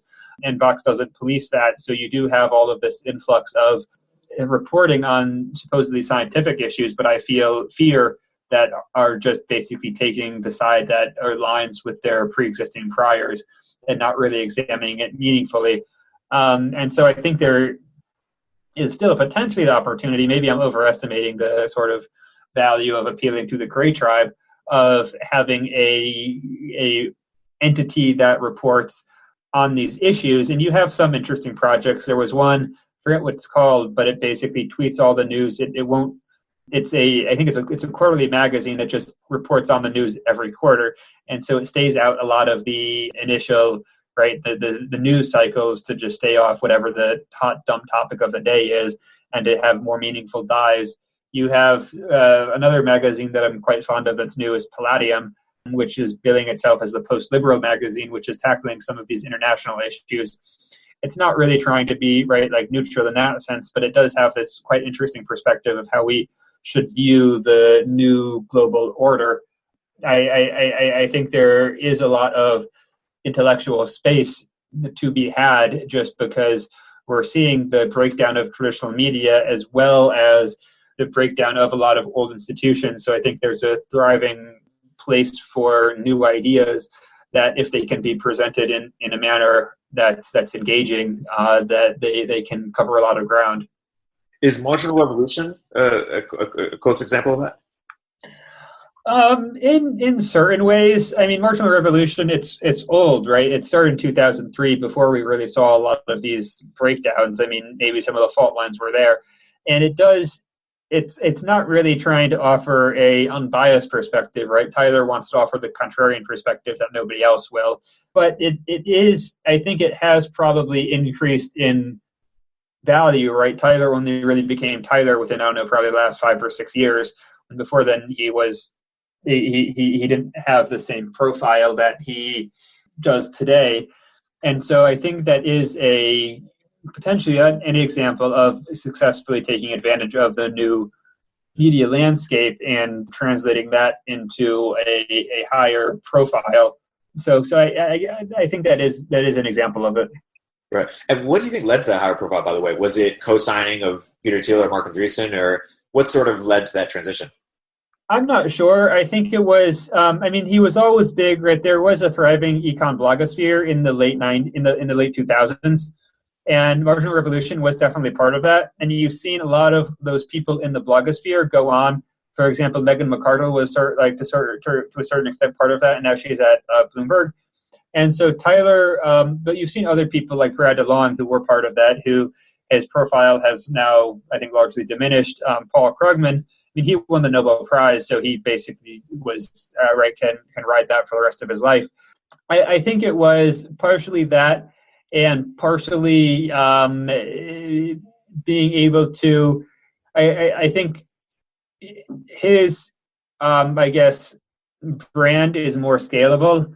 Like Megan McArdle's brand is, she does a bi-weekly column and with 800 words, 1,000 words. Well, Tyler Cowen does 3 posts a day of 50 words, of 100 words.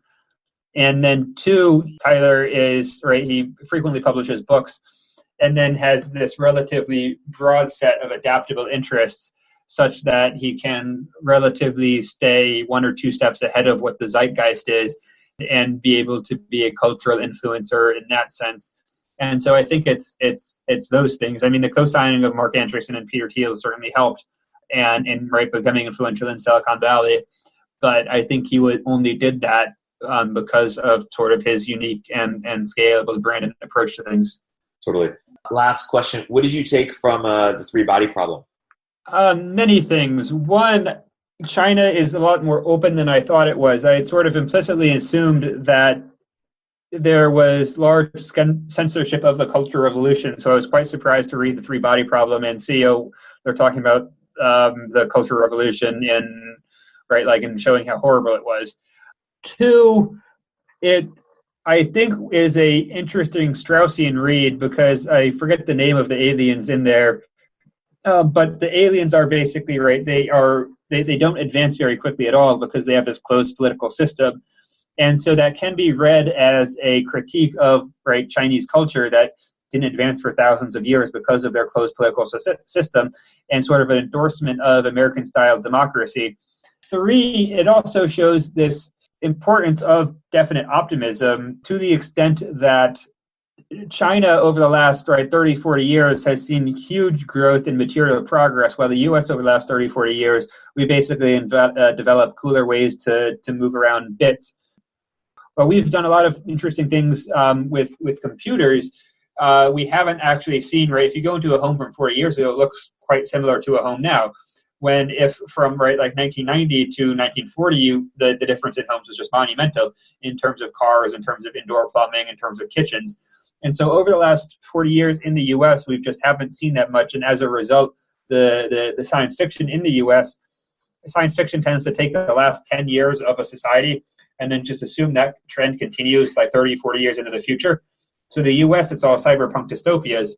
Well, in China, the 3-body problem shows, okay, here's a culture that has seen a great deal of material progress over the last 40 years, and now is imagining that this material progress continues into space, into these things, which we haven't really seen in depth in some of the popular culture in the U.S. in the last few generations. And so using that as sort of a mirror of cultures and how to understand them, I think shows a lot of work that the U.S. has to do in terms of thinking big and being able to execute on some of these large projects. I think it's a great way to wrap. For people who are fascinated to learn more about your work and follow you, where can you point them to, and what should they stay tuned for? So we have a Facebook page, Innovative Governance, a Twitter handle, Innovative Governance. My personal Twitter handle is Mark Lutter. Our website is innovativegovernance.org. We have a newsletter from there, and so stay tuned to read up on the latest in charter cities, in innovative governance, and we'll soon, probably within the next few months, start sort of hopefully being able to discuss some more of the work that we're doing on the ground publicly, and you can stay tuned to hear about that. Awesome. Mark, thank you so much. This has been a great episode. Thanks for having me.